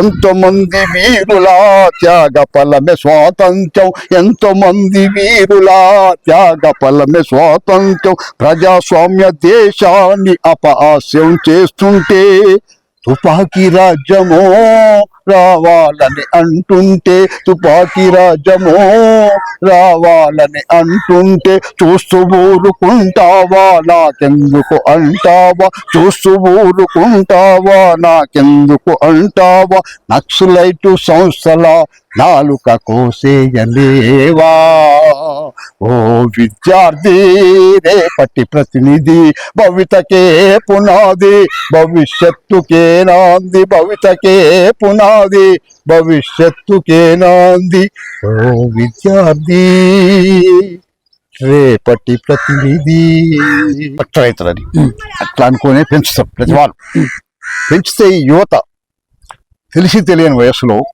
చెడు మాటలు విని చెడు సహవాసాలు బట్టి వాళ్ళు వేరే దారి మళ్ళుతున్నారు. దాని మీద నేను కవిత రాసిన. ఈ కవితకు ఈశ్వరెడ్డి గారని డిఐజీ ఉండే ఆ సారు నాకు మా దాంట్లో రివార్డ్ అంటే 10 రూపాయలు 20 రూపాయలు 50 100 ఉంటుంది. 100 అంటే చాలా గ్రేట్. 200 రూపాయలు రివార్డు పంపించి సంతోషపడి పొట్టిగా సురక్ష అని మాది పోలీస్ పుస్తకం ఉంటుంది దాంట్లో వచ్చింది ప్రెస్ అచ్చయింది నా కవిత. ఆయన ఒట్టిగా చూసి డిఐజీగా ఉన్నాడు ఈశ్వరెడ్డి గారని. ఆయన చూసి 200 రూపాయలు రివార్డు ప్రకటించి నాకు పంపించాడు. డబ్బులు క్యాల్కులేషన్ కాదు, రివార్డ్ అనేది గొప్ప విషయం. అంత రివార్డు 10 రూపాయలు 20 రూపాయలు ఇస్తుంటారు. 200 పంపించాడు. సార్ మంచిగా మెచ్చుకొని కవిత బాగుంది, దుర్గారెడ్డి గారు బాగా రాశారు, మంచిగా రాశారు అని చెప్పి. నువ్వు పుట్టినప్పుడు నీ మీద ఎన్ని ఆశలు పెట్టుకున్నావు, ఎన్ని ఊసులు పంచుకున్నావు. డాక్టర్ అయితవని, యాక్టర్ అయితవని, కలెక్టర్ అయితవని. నువ్వు పుట్టినప్పుడు నీ మీద ఎన్ని ఆశలు పెట్టుకున్నావు నాయన, ఎన్ని ఊసులు పంచుకున్నావు. డాక్టర్ అయితవని, యాక్టర్ అయితవని, కలెక్టర్ అయితవని. నువ్వు కడుపులో ఉండి తంతుంటే ఆ కన్నతల్లి బాధ. నువ్వు కడుపులో ఉండి తంతుంటే ఎంతో బాధైనా ఓపిక పడితే ఎందుకో తెలవదా నాయన. నువ్వు పెద్దయినాక నా జీవితంలో అసలు బాధే లేకుండా చేస్తావని. నువ్వు కడుపులో ఉండి తంతుంటే ఎంతో బాధైనా ఓపిక పడితే ఎందుకో తెలవదా నాయన. నువ్వు పెద్దయినాక నా జీవితంలో అసలు బాధే లేకుండా చేస్తావని. నువ్వు బుడిబుడి నడకలు నడుస్తుంటే నీ వెంటే ఒడివడిగా వస్తుంది. ఎందుకు? నువ్వు కింద పడతావేమోనని, నీకు దెబ్బలు తగులుతాయేమోనని. తప్పటడుగులు వేస్తున్నావు అనుకున్నాను కానీ తప్పుడు అడుగులు వేస్తావు అనుకోలేదు నాయన. తప్పటడుగులు వేస్తున్నావు అనుకున్నా కానీ తప్పుడు అడుగులు వేస్తావని అనుకోలేదు నాయన. నువ్వు పలకా బల్పం బట్టి బడికి పోతుంటే నీ అయ్య ఎంత సంబూరపడ్డాడో. సర్కారు కొలువు చేస్తావని, సమాజంలో పేరు తెస్తావని. నువ్వు పలకా బల్పం బట్టి బడికి పోతుంటే నీ అయ్య ఎంతో సంబరపడ్డాడు. సర్కారు కొలువు చేస్తావని, సమాజంలో పేరు తెస్తావని. నీకు బొక్కలు కొనునికి, నీకు పుస్తకాలు కొనడానికి రెక్కలు ముక్కలయ్యేటట్లు నీ అయ్య మిల్లుల హమాని పనిచేసి కదా. ఎట్లా మర్చిపోయినావు నాయన. నేను ఇంటింటికి వంట మనిషిని అయినా కదా. ఎట్లా మర్చిపోయినావు నాయన నువ్వు. ప్యాకెట్ మనీ లేకుంటే ఫ్రెండ్స్ అంతా పరాయాన్ని చూసినట్టు చూస్తున్నారంటే పాలిచ్చే బర్రెనెమ్మి పైసలు ముట్ట చెప్తిగా. ఎట్లా మర్చిపోయినావు నాయన నువ్వు. నువ్వు బాగుపడతావని, మమ్మల్ని బాగు పెడతావని మా కడుపులు కాల్చుకొని నీ కాలేజీ ఫీజులు కడితే ఎట్లా మర్చినావు నాయన నువ్వు. నీకు బైక్ కావాలన్నప్పుడు ఉన్న అరెకరం అమ్మి ఇస్తుంది కదా. సెల్ ఫోన్ కోసం నువ్వు అలిగితే నా పుస్తక తాళం మీ పసుపు తాడు కట్టుకుంటే ఎట్లా మర్చిపోయినావు నాయన నువ్వు. గిన్ని చేసిన మా కళ్ళ కారం కొట్టి ఆశయాలని అడవిదారి పట్టి నమ్ముకున్న వాళ్ళు నెట్టేట ముంచి అన్నలతో కలిసి నువ్వు వెళ్ళిపోతే మాకు అన్నం ఎవరు పెడతారు కొడుక. ఉగ్రవాదం ఉన్మాదమే నీ ఉద్యోగమాయే. కాల్చివేత కూల్చివేత పేల్చివేతే నీ సిద్ధాంతమాయే. పల్లెని ఒళ్ళకాడు చేయొద్దు నాయన, ప్రజల ప్రాణాలు తీయొద్దు నాయన. అన్నలతో కలిసి నీ వెళ్ళిపోతే మాకు అన్నం ఎవరు పెడతారు కొడుక. గిన్ని చేసిన మా కండ్ల కారం కొట్టి పోతావా. గమ్యం లేని రాని దారిలో ఎంతకాలం వెళ్ళి నడుస్తావు. సౌమ్యంతో సాధించలేని ఏమిటి. మన స్వాతంత్రం అహింసతో రాలేదా. నేపాల్ చూసి నేర్చుకోరాదా. ప్రచండ ఆదర్శంగా తీసుకోరాదా. మా కళని కళ్ళలు చూసి ఎల్లలు దాటిపోతేవా కొడక. భలే కొడుకులు కన్నావని ఊరోళ్ళంతా ఉమ్మేసిరు కదరా. 20 ఏళ్ళు సాధి పెంచినందుకు గింత ఇసవన్న ఇచ్చిపోవైతే ఆయన మాకు. 20 ఏళ్ళు సాధి పెంచినందుకు గింత ఇసవన్న ఇచ్చిపోవైతే నాయన. కన్నోళ్ళ నేడిపిస్తే కాకులు కూడా ముట్టవురా. కన్నోళ్ళ నేడిపిస్తే కాకులు కూడా ముట్టవురా. ఈ కవితకి ఈ కవితలాగా లేదా డిఐజీ గారు ఎలా ఉందంటే కళ్ళకు కట్టినట్టు చూపించున్నాం. జనరల్ ఒక తల్లిదండ్రుల ఆవేదన అవును. ఎలా ఉంటుంది, నిజంగా కొడుకు మీద ఎన్ని ఆశలు పెట్టుకుంటారు, ఎంత ఇది చేస్తుంటారు, తను ఈ ఆశలను అడియాసలు చేస్తే ఎలా ఉంటుంది అనేది. అయితే పాత రోజులల్లో కొంచెం చదువు మీద నిర్లక్ష్యం చేసిన మాట వాస్తవమే. కానీ ఇప్పుడు ప్రస్తుతం పల్లెటూళ్ళల్లో కూడా తల్లిదండ్రులు చాలా జ్ఞానోదయమైంది. వాళ్ళు తమ కడుపులు కాల్చుకొని ఒక పూట తిని ఒక పూట తినకుండా కూడా పిల్లల్ని మాత్రం మంచి మంచి సిటీలో, మంచి కాలేజీలలో, మంచి స్కూళ్ళల్లో, మంచి హైయెస్ట్ స్కూళ్ళల్లోనే చదివిస్తున్నారు. ఇప్పుడు చదువు మీద విజ్ఞానం పెరిగింది. చదువుకోవడం వల్ల వచ్చే లాభాలు మొత్తం వాళ్ళ ప్రజలకు తెలిసిపోయినాయి. మామూలు పేద ప్రజలు, కూలి చేసుకునే ప్రజలు కూడా ఈరోజు బస్తీలలో పిల్లల నుంచి వాళ్ళకి కావాల్సినన్ని వీళ్ళు అన్ని సౌకర్యాలు వదులుకొని ఒక పూట తినకుండా ఉపాసం ఉండి కూడా కొడుకుల్ని మాత్రం మంచి పుస్తకాల గురించి, మంచి బట్టల గురించి, మంచి స్కూళ్ళల్లో వేయడం జరుగుతుంది ఇప్పుడు ప్రస్తుత పరిస్థితుల్లో. మీద నక్సలిజం ఎపిసోడ్ సంబంధించి పూర్తి మీ యొక్క బాధ్యతను 100% సక్సెస్ చేశారు. ప్రస్తుత కారణం ఏంటి, మరి కారణం ఏంటి, సైబర్ నేరాలు ఎక్కువ ఇదైతున్నాయి, వీటి మీద ఏమన్నా మీ కళాజాత కానీ మీరు కానీ ఏమన్నా చేశాం. సైబర్ నేరాలు ఇప్పుడు ప్రస్తుతం ఉన్న సమస్యలలో దొంగతనాలు జరిగిన దానికంటే, ఈ రాజకీయ నాయకులు దోచిన దానికంటే, రాజకీయ నాయకులు కాంట్రాక్టులు వీళ్ళంతా దోచుకున్న దానికంటే కూడా ఈ సైబర్ నేరాల మీద దోచుకునే శాతం చాలా 100 రెట్లున్నాయి. ఎక్కడో మహారాష్ట్ర అడవుల్లో కూర్చుంటాడు, అతడు 8th క్లాసే చదివాడు. ఆ 8th క్లాస్ చదివిన వ్యక్తి అడవులలో కూర్చొని ఒక కంప్యూటర్ ముందు పెట్టుకొని దాంతో సెల్ ఫోన్లకు ఆపరేట్ చేస్తాడు. చేసి అమాయకుల్ని గురుడి కొట్టిస్తాడు. అమాయకులు కాదు, ఈ మధ్య చదువుకున్న వాళ్ళు. తిప్పర్తి మండలం రాజపేట అనే ఊరు ఇక్కడ. ఆయన ప్రొఫెసర్ గా చేసి రిటైర్ అయ్యాడు, డాక్టర్ నుంచి ప్రొఫెసర్. ఆయన ఢిల్లీ నుంచి ఒక మోసగాడు వలవ పడిపోయి ఒకసారి 6 లక్షలు కట్టాడు, మళ్ళీ తర్వాత మళ్ళీ 9 లక్షలు కట్టాడు. ఇట్లా చాలా మేము రోజు చూస్తుంటాం కేసులు. సెల్ ఫోన్, మీకు బ్యాంకులో లోన్ వచ్చిందండి, ఓటీపీ చెప్పండి, మీ బ్యాంకు నెంబర్ ఇవ్వండి, మీ ఆధార్ నెంబర్ ఇవ్వండి అని అడిగితే చదువుకున్న వాళ్ళు, డిగ్రీ చేసిన వాళ్ళు, గ్రాడ్యుయేట్స్ కూడా నమ్మి ఆ మోసగాళ్ళ వలలో పడి లక్షలు, వేలు, కోట్లు పోగొట్టుకుంటాం. ప్రతిరోజు పోలీస్ డిపార్ట్మెంట్ తరఫున మేము ఊరు ప్రచారం చేస్తూనే ఉన్నాం. ఇవన్నీ మానాలే, ఇవన్నీ చేయొద్దు, ఓటీపీలు చెప్పొద్దు, ఇట్లా ఎవరు వచ్చినా నమ్మొద్దు మీరు అని చెప్తున్నాం. చెప్పినా కూడా ప్రలోభాలకు ఆశపడి ఈ ప్రజలు అనే వాళ్ళు కొంతమంది వాళ్ళకు ఓటీపీలు చెప్పడం, ఆధార్ కార్డు నెంబర్ చెప్పడం, సీక్రెట్ నెంబర్ చెప్పడం, ఇవన్నీ జరుగుతున్నాయి. ఈ సైబర్ నేరగాలని కూడా మేము అక్కడికి వెళ్ళి కూడా తీసుకురావడం జరిగింది, జైల్లో వేయడం జరిగింది, పట్టుకోవడం జరిగింది. మహారాష్ట్ర, గుజరాత్, పంజాబ్లలో కూడా మన టీమ్స్ పోయి తీసుకురావడం జరిగింది, వాళ్ళని జైల్లో వేయడం జరిగింది. కానీ ప్రజలకు జరిగిన అన్యాయం రాదు, వాడు ఆ పైసలతోని ఎంజాయ్ చేస్తాడు. ఉచితంగా వచ్చిన పైసలు కాబట్టి ఏమి కొనడం, తాగడం, తినడం ఇలాంటి కార్యక్రమాలకు వినియోగిస్తాడు. అతని దగ్గర ఏముండదు. అతను జైల్లో వస్తే ప్రజలకు, నష్టపోయిన ప్రజలకు డబ్బు రాదు కదా. అందుకని ప్రజలకి ఏంటంటే ఈ సైబర్ నేరాల పట్ల చాలా జాగ్రత్తగా ఉండాలి. ఎవరు ఓటీపీ అడిగినా, ఎవరు ఏది అడిగినా, బ్యాంకు సమాచారం అడిగినా, బ్యాంకు వాళ్ళు ఎప్పుడూ అడగరు. బ్యాంకు వాళ్ళని చెప్పి వాళ్ళు మోసపుచ్చి అడుగుతుంటారు, మిలిటరీ వాళ్ళని చెప్పి మోసపుచ్చి అడుగుతారు, పోలీసు వాళ్ళని మోసపుచ్చి అడుగుతారు, రెవెన్యూ వాళ్ళని మోసపుచ్చి అడుగుతున్నారు. అట్లా ఆ మోసాలకు మీరు ఎప్పుడు పాల్పడవద్దు. ఏ బ్యాంకు వాళ్ళు ఎవరు ఓటీపీ అడగరు, మీ ఆధార్ నెంబర్ అడగరు, మీ సీక్రెట్ నెంబర్ అడగనే అడగరు. ఎందుకంటే డైరెక్ట్ బ్యాంక్కి వెళ్ళండి, అక్కడ మీరు సంప్రదించి చేసుకోండి. కానీ ఎవరో మోసగాళ్ళ వలలో పడి లక్షలు, మా దగ్గర తిప్పటి హెడ్ కానిస్టేబుల్ ఆయన ఒక 3 లక్షలు పోగొట్టుకుంటారు. హెడ్ కానిస్టేబుల్ అతను వాళ్ళ కంప్యూటర్ చేస్తాడు. ఆయన ఒక ఇతర దేశం నుంచి ఒకటి పార్సల్ వచ్చింది ఆయన. అయితే ఈయన వాళ్ళ పార్సల్ పంపించాలి. పంపిస్తా అని చెప్తే పార్సల్ కు చెప్పండి, మీ నెంబర్ చెప్పండి అంటే నమ్మి చెప్తే ఆయన ఖాతాలో ఉన్నాయి. ఇదే మన నల్గొండ పంజాబ్ నేషనల్ బ్యాంక్ లో, తర్వాత ఎస్బీఐలో వాళ్ళ అమ్మ ఖాతాలో ఉన్నాయి. మొత్తం 3 లక్షలు. ఆయన కంప్యూటర్ చేస్తాడు, మళ్ళీ కంప్యూటర్ వర్కే చేస్తాడు ఆయన. మళ్ళీ మామూలుగా ఏదో జనరల్ డ్యూటీ చేసే అతను కూడా కాదు.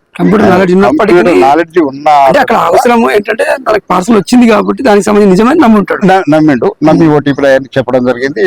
ఒక హాఫ్ డేలే 3 లక్షలు ఈయన ఖాతాలో ఉన్న డబ్బులు వీళ్ళ అమ్మ ఖాతాలో, ఈయన ఫోన్ నెంబర్ లింక్ అయింది, వీళ్ళ అమ్మాయి కూడా ఒక్కటే జరిగింది.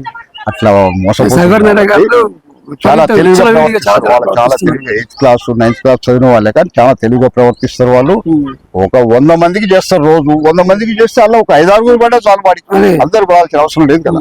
5-6 పడ్డా కానీ 5-6 లక్షలు, 10 లక్షలు, 2 లక్షలు అక్కడ కూర్చొని సంపాదించుకుంటున్నారు వాళ్ళు. అయితే సార్, మన నల్గొండ జిల్లాలో దేవరకొండ ప్రాంతంలో ఎక్కువ ఈ అమ్మాయిలు, ఆడపిల్లల మీద ఆ రోజుల్లో మీ కళాజాత ఎప్పుడైతే బాగా ఉధృతంగా చేస్తున్న రోజుల్లో ఆడపిల్లల శిశు విక్రయాల్ని ఎక్కువ ప్రభావితం చేసింది. మీరు అక్కడికి వెళ్ళేసి ఆ యొక్క అడ్డుకట్ట వేసిరని చెప్పేసి తెలుస్తుంది. అసలు ఎలా చేశారు, ఎలా సాధ్యమని, ఏం చేశారు మీరు? ఇప్పటికి కూడా పాత రోజులు కావు, ఇప్పటికి కూడా దేవరకొండ ప్రాంతమనే కాదు వేరే ప్రాంతాలలో కూడా ఇక్కడ సందుపట్ల అని ఉంది, ఇక్కడ మన దగ్గర గ్రామము నకరికల దగ్గర, అక్కడ కూడా జరిగింది ఒక సంఘటన. చిలుమర్తి అని ఇక్కడ దగ్గర ఉంది, అక్కడ కూడా ఒక సంఘటన జరిగింది. మేమే ఆ కేసు ఉపయోగపడటం జరిగింది. ఇప్పటికి కూడా ఆడపిల్లల్ని అమ్ముకునే సంస్కృతి ఇప్పుడు కూడా ఉన్నది. ఇంకా వాళ్ళ పరిస్థితులు కావచ్చు, వాళ్ళ పేదతనం కావచ్చు, వాళ్ళకు ఇబ్బందులు ఉన్న కారణంగా కావచ్చు, సాధలేకపోయే పరిస్థితి కావచ్చు, కానీ ఇవ్వచ్చు, ప్రేమతో ఇవ్వచ్చు. కానీ డబ్బులు పెట్టి కొనుక్కోవడం అలాంటివి చేయకూడదని దాని మీద కూడా మేము ఆడపిల్లల దాని మీద కూడా పాటలు రాయటం జరిగింది. ఆ రోజుల్లో అంటే అమ్మాయిల విక్రయాలను కూడా పాటలు రాసినాం, అమ్మాయిల విక్రయాలను కూడా పాటలు రాసినాం. ఆడపిల్లలు ఈ ప్రేక్షకులకు పాడేపిస్తాం. ఆడపిల్ల పుడితే అదృష్టమని అందరూ అంటారు, కోడి పిల్ల కంటే హీనంగా అమ్మేస్తుంటారు. ఆడపిల్ల పుడితే అదృష్టమని అందరూ అంటారు, కోడి పిల్ల కంటే హీనంగా అమ్మేస్తుంటారు. ఏ దేవుడు రాసిన రాత ఇది, ఏ దేవత గీసిన గీత ఇది, ఏ దేవుడు రాసిన రాత ఇది, ఏ దేవత గీసిన గీత ఇది. పుట్టక ముందే కడుపులోనే కాలా రాస్తారు, పుట్టక ముందే కుప్ప తొట్టిలో వేస్తారు. పుట్టక ముందే కడుపులోనే కాలా రాస్తారు, పుట్టక ముందే కుప్ప తొట్టిలో వేస్తూ ఉంటారు. సృష్టికి మూలం ఆడదని పై కంటారు, సృష్టికి మూలం ఆడదని పై కంటారు.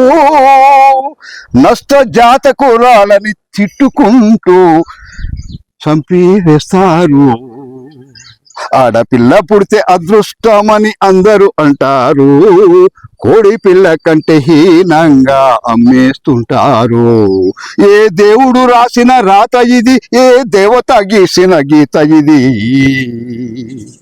లక్ష్మీయని దేవతయని పొగుడుతుంటారు, కక్ష పెంచుకొని యాసిడ్తోనే చంపుతుంటారు. లక్ష్మీయని దేవతయని పొగుడుతుంటారు, కక్ష పెంచుకొని యాసిడ్ పోసి చంపుతుంటారు. ఏ దేవుడు రాసిన రాత ఇది, ఏ దేవత గీసిన గీత ఇది. ఆడపిల్ల పుడితే అదృష్టమని అందరూ అంటారు, కోడి పిల్ల కంటే హీనంగా అమ్మేస్తుంటారు. సత్య హరిశ్చంద్రుడు వెలియాలిని ఆలిని అమ్మి వేశాడు. ఆ రోజుల్లో పాత రోజుల్లో కూడా ఇట్లనే జరిగింది. ఆ సందర్భం కూడా తీసుకోవడం జరిగింది. సత్య హరిశ్చంద్రుడు ఆలిని వెలయాలిగా చేశాడు, శ్రీరామచంద్రుడు సీతను అడవికి పంపాడు. సత్య హరిశ్చంద్రుడు ఆలిని వెలయాలిని చేశాడు, శ్రీరామచంద్రుడు సీతను అడవికి పంపాడు. సతీ సహా గమనమని చితిలో వేశారు, పునర్వివాహం పురుషులకే అని అన్నారు. ఆడపిల్ల పుడితే అదృష్టమని అందరూ అంటారు, కోడి పిల్ల కంటే హీనంగా అమ్మేస్తుంటారు. ఆనాటి నుండి ఈనాటి నుండి ఆడది అవలేనా, కన్నీటి బతుకు కష్టాల వెతలు తీరేదెన్నడో. ఆనాటి నుండి ఈనాటి దాకా ఆడది అవలేనా, కన్నీటి బతుకు కష్టాల వెతలు తీరేదెన్నడో. దుబాయి షేకుకు బొంబాయి బ్రోతలు హౌజుకు అమ్మారు, గ్యాసు నూనెకు గ్యాసు లీకేజీకి బలి చేశారు.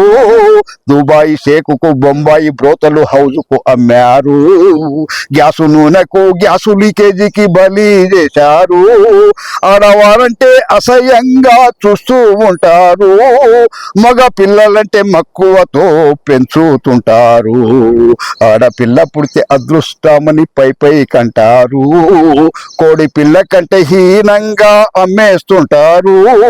చట్టాలు ఎన్నో వచ్చినా కష్టాలు పోవాయే, చట్టాలు ఎన్నో వచ్చినా కష్టాలు పోవాయే.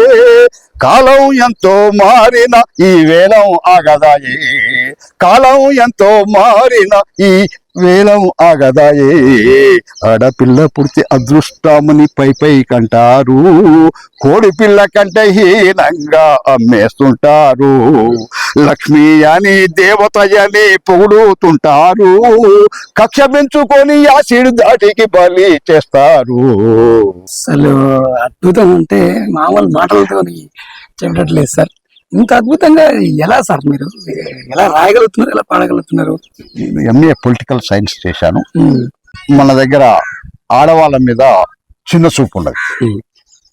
ఆడదంటే అబల అనేది, ఆడవాళ్ళు ఏం చేయలేరని చెప్పి వరకట్నాలని, గృహహింస అని రకరకాల చట్టాలు వచ్చినా కూడా, శిక్షలు కఠినంగా పడుతున్నా కూడా ఎవరు దాన్ని వినియోగించకుండా అట్లనే హింసలకు తాగడం, చేయడం, కొట్టడం, గృహహింస పెట్టడం, వరకట్నం గురించి తెమ్మని చెప్పడం, ఇట్లా వేరే వాళ్ళతోని సంబంధాలు పెట్టుకొని భార్యను కొట్టడం, అక్రమ సంబంధాలు పెట్టుకొని వారిని, ఇట్లాంటి దౌర్జన్యాలు బాగా జరుగుతున్నాయి ఆడవాళ్ళ మీద. దాని గురించి నేను ఒక పాట రాయడం జరిగింది. మా పోలీస్ డిపార్ట్మెంట్ ఏం చేసిందంటే, పోలీస్ స్టేషన్కు ఆడవాళ్ళు కూడా నిర్భయంగా మధ్యరేత్రి అయినా రావచ్చు అనేది ఒక ప్రోగ్రాం పెట్టింది. అందరు రావాలమ్మా, మీరు వచ్చి మీ బాధలు చెప్పుకోవాలి. ఇబ్బంది ఉంటే మహాత్మా గాంధీ గారు ఏమన్నంటే, ఒక ఆడ మనిషి మధ్యరేత్రి కాడ నడిచి ఒంటరిగా తిరగగలిగినప్పుడే మనకు స్వాతంత్రం వచ్చినట్టని మహాత్మా గాంధీ గారు అన్నారు. ఆ సందర్భంలోనే పోలీస్ డిపార్ట్మెంట్ కూడా ఏం చేసిందంటే, ఎవరైనా ఎప్పుడైనా ఏ టైంలోనైనా పోలీస్ స్టేషన్కి వచ్చి మీ ఇబ్బంది ఉంటే చెప్పుకోవచ్చు, రండి అని చెప్తే దాని మీద నేను మా ఎస్పీ గారి ఆదేశాల మీద అప్పుడు పాట రాయడం జరిగింది. ఓ స్త్రీరత్నమా, మహిళా లోకమా, మగువా మాంచాలమ్మా, తెగువా చూపవేలమ్మా. ఓ స్త్రీరత్నమా, మహిళా లోకమా, మగువా మాంచాలమ్మా, తెగువా చూపవేలమ్మా. ఆడదంటే అవల కాదని ఆదిశక్తి అని, ఆడదంటే అవల కాదని ఆదిశక్తి అని, నీతో ఆటలాడు ఆంబోతులకు పరాశక్తి అని, ఝాన్సీ రుద్రమ్మల ధైర్యాన్ని నింపుకొని, ఝాన్సీ రుద్రమ్మల ధైర్యాన్ని నింపుకొని, ఇందిరదేవిస్సల త్యాగాన్ని నిలుపుకొని, రావమ్మ రావమ్మ రక్షణ నిలయానికి, చేరమ్మ చేరమ్మ సేవల వలయానికి. ఓ స్త్రీరత్నమా, మహిళా లోకమా, మగువా మాంచాలమ్మా, తెగువా చూపవేలమ్మా.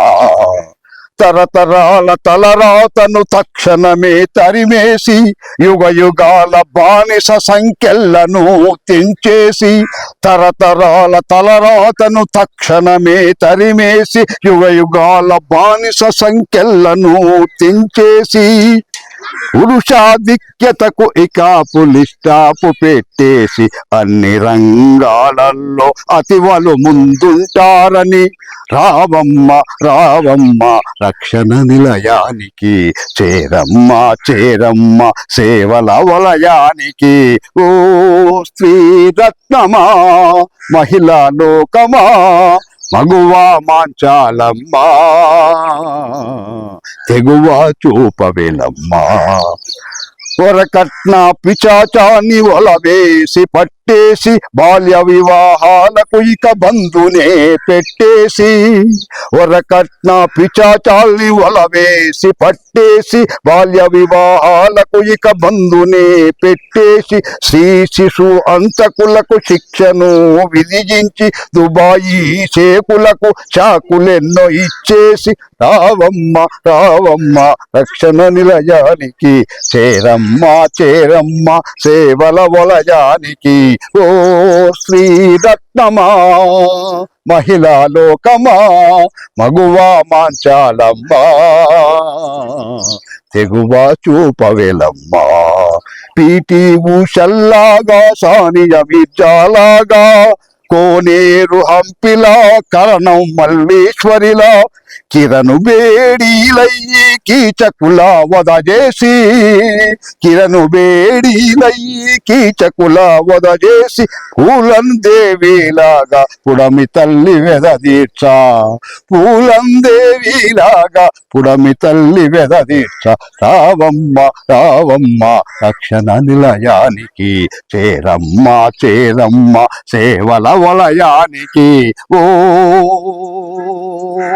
శ్రీరత్నమా మహిళా లోకమా రావమ్మ రావమ్మ రక్షణ నిలయానికి చేరమ్మ చేరమ్మ సేవల వలయానికి.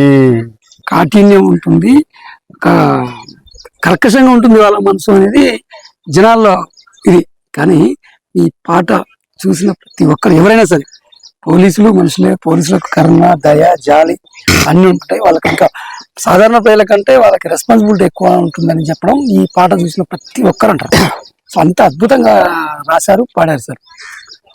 అయితే సరే, ప్రజలు అనుకుంటూ మంచిగానే ఉంది, వీళ్ళు కూడా చాలా భార్య పిల్లలకు దూరమై రోజుల తరబడి ఎక్కడో డ్యూటీలు చేస్తూ అన్నీ చేస్తూ, కానీ ప్రభుత్వం కూడా కొంత నిర్లక్ష్యం అనేది వహిస్తుంది. పోలీస్ టీవీ అధికారులు కానీ ప్రభుత్వం కానీ వాళ్ళు కూడా ఏంది, ఇప్పుడు పిఆర్సీ ఇంతవరకు చేయలేదు, టీఏలు లేవు, డిఏలు 5 డిఏలు రావాలి, ఇంతవరకు లేవు. రిటైర్మెంట్ అయిన వాళ్ళకి 3 సంవత్సరాల తర్వాత వాళ్ళ రిటైర్మెంట్ బెనిఫిట్స్ ఇస్తారు. రిటైర్డ్ అయినప్పుడు బిడ్డ పెళ్లి చేసుకోవడానికి, భూమి కొనుక్కోవడానికి, షాప్ పెట్టుకోవడానికి, తన జీవితం సెటిల్ కావడానికి వచ్చే బెనిఫిట్స్ జీపీఎఫ్ అని వీళ్ళు దాచుకున్న పైసలే. జీపీఎఫ్ అని మన పోలీసు వాళ్ళే దాచుకుంటారు, అప్పుడు బ్యాంకులో దాచుకున్నట్టు, ఎప్పుడే అవసరం ఉంటే తీసుకుందామని చెప్పి అవి కూడా గవర్నమెంట్ దగ్గర ఈ ఉచిత పథకాలు పెట్టి లేనందువల్ల అవి కూడా వాడుకుంటారు, అవి కూడా ఇస్తారు. అందుకని చెప్పి నేను పోలీస్ అధికారులకు కానీ ప్రభుత్వం కానీ ఈ ఐటీ సందర్భంగా తెలిపేది ఏంటంటే, పోలీసులు ఉదయం పోయి 10ంటికి పోయి కూర్చొని మధ్యాహ్నం మళ్ళీ ఒక 1-2 గంటలు రెస్ట్ తీసుకొని మళ్ళీ 5ంటికి వచ్చే జాబ్ కాదు. 24 గంటల డ్యూటీ, పోలీస్ డ్యూటీ. ఏ టైంలో పిలిచినా కూడా అన్నం తింటూ కూడా లేచి వెళ్లాల్సిన పరిస్థితి ఉంటుంది. అలాంటి డ్యూటీ వాళ్ళకు మీరు ఇలాంటివి చేయకండి, వేరే వాళ్ళకు చేసుకోండి. టీచర్లు ఉంటూ ఇంకా వేరే వాళ్ళు రకరకాలుగా డిపార్ట్మెంట్, రెవెన్యూ ఉన్నది, ఎడ్యుకేషన్ ఉంది, ఇరిగేషన్, ఎన్నో డిపార్ట్మెంట్స్ ఉన్నాయి. వాళ్ళు నైట్ డ్యూటీలు ఎవరు లేరు, నైట్ ఎవరు ఉండరు, అందరూ ఇంటి దగ్గర పడుకుంటారు హాయిగా. కానీ తిరిగేది ఎవరు? పోలీసు వాళ్ళు. దొంగతనాలు జరగకుండా, దొంగలు జరగకుండా, రౌడీల నుంచి మహిళల్ని, వాళ్ళని వీళ్ళని అన్ని కాపాడేది పోలీసు వాళ్ళు. అలాంటి వారికి ఇబ్బంది పెట్టకండి చెప్పి, పోలీస్ అధికారులారా, ప్రభుత్వ నేతల్లారా, ఆలోచించండి, మా మొర ఆలకించండి, ఆలోచించండి, మా మొర ఆలకించండి. ఉన్న ఊరిని వదిలిపెట్టినాం, కన్న వారికి దూరం అయ్యినాం, ఊరుగాని ఊరు పోయి ఉద్యోగం చేస్తున్నాం, ప్రజాశాంతి మాదేయం ఓ ప్రజలారా, శాంతి భద్రతలే రక్షణ మాదేనన్నా. షుగరు బీపీ అల్సరు వ్యాధి, కంటి నొప్పి కాలు నొప్పి, షుగరు బీపీ అల్సరు వ్యాధి, కంటి నొప్పి కాలు నొప్పి, అన్ని జబ్బులు మా కంటేనా.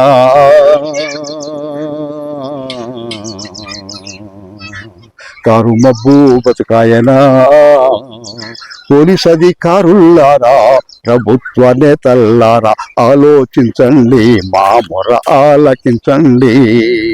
8 గంటల డ్యూటీ వారికి 1000 జీతం ఇస్తుంది, 24 గంటల డ్యూటీకి ఇచ్చేది ఇసుమంత జీతం, బారెడు పని చేరడు జీతమాయే,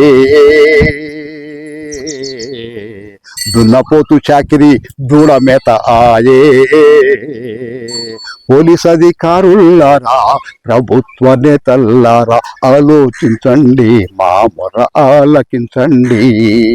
వాచ్మెన్ గా చేరిన వాడు హెడ్ మాస్టర్ రైతుండు, అటెండర్ గా చేరిన వాడు ఎంఆర్ వైతుండు, 24 ఏళ్ల సర్వీస్ అయినా జమదారు పట్టి రాదాయే, పోలీస్ అధికారులారా, ప్రభుత్వ నేతలారా, ఆలోచించండి, మా మొర ఆలకించండి. రాత్రనక పగలనక నిద్రహారాలు మాని, రాత్రనక పగలనక నిద్రహారాలు మాని, ఉద్యోగ బాధ్యతలు నెరవేరుస్తూ ఉంటే చిన్న చిన్న తప్పులు జరిగినా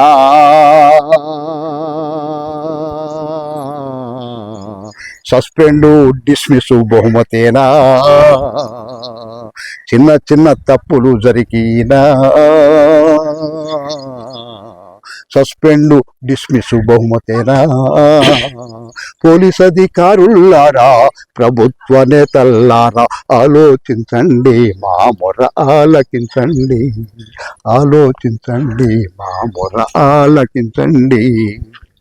సార్ అసలు మీ గురించి ఏమనాలి అసలు ఒక్క విధంగా కాదు, ఒక్క రీతికి కాదు, అటు మహిళలు, రైతులు, బడుగు బలహీన వర్గాలు, తోటి ఉద్యోగుల బాధల్ని కూడా సొంత బాధలుగా మీరు ఎస్ఐ అయినారు. అయినప్పటికీ ఇంతలా లీనమై ఇంతగానం పంచుకోవడం అనేది అసలు మామూలు విషయం కాదు. మొత్తం మీద మీలాంటి వ్యక్తులు చాలా అంటే చాలా అర్థం చెప్పొచ్చు. అయితే సార్ మీరు ఇప్పుడు అనుకున్నట్టే ప్రతి రంగాన్ని టచ్ చేస్తున్నారు, ప్రతి సమస్య మీద, బాధ మీద, ఆవేదన మీద మీ కలం పెడుతున్నారు. అయితే మీ యొక్క ఇన్ని వేలాది పాటలు రాసిర్రు, పాడిర్రు, ఇన్నిటిల్లో మీకు అత్యంత ఇష్టమైంది, మీకు ఇష్టంగా రాసుకుంది, ఇష్టంగా పాడింది ఏమంటారు? అయితే నాకు సరే డ్యూటీ పరంగా డ్యూటీ చేయవచ్చు, కానీ స్నేహం అంటే ప్రాణం. స్నేహితులు అంటే చాలా ఇష్టం. ఖాళీ టైంలలో వారితో నా సుఖ దుఃఖాలు పంచుకుంటుంటాను. వాళ్ళకి ఏదైనా హెల్ప్ కావాలంటే కూడా ఆర్థిక పరమైనవి కానీ వేరే పరమైనవి కానీ నేను వాళ్ళకు చేస్తుంటాను. స్నేహితుల మీద ఒక చిన్నది పాడదాం. స్నేహమేరా జీవితానికి వెలుగునిచ్చే వెన్నెలా, స్నేహమేరా బ్రతుకు బాటలో నీడనిచ్చే మల్లెరా, నీడనిచ్చే మల్లెరా. స్నేహమేరా జీవితానికి వెలుగునిచ్చే వెన్నెలా, స్నేహమేరా బ్రతుకు బాటలో నీడనిచ్చే మల్లెరా, నీడనిచ్చే మల్లెరా. అన్నదమ్ముల ప్రేమ కన్నా, తల్లిదండ్రుల ప్రేమ కన్నా, అన్నదమ్ముల ప్రేమ కన్నా, తల్లిదండ్రుల ప్రేమ కన్నా, స్నేహమేరా మిన్న అయినది తెలుసుకోరా సోదరా, తెలుసుకోరా సోదరా.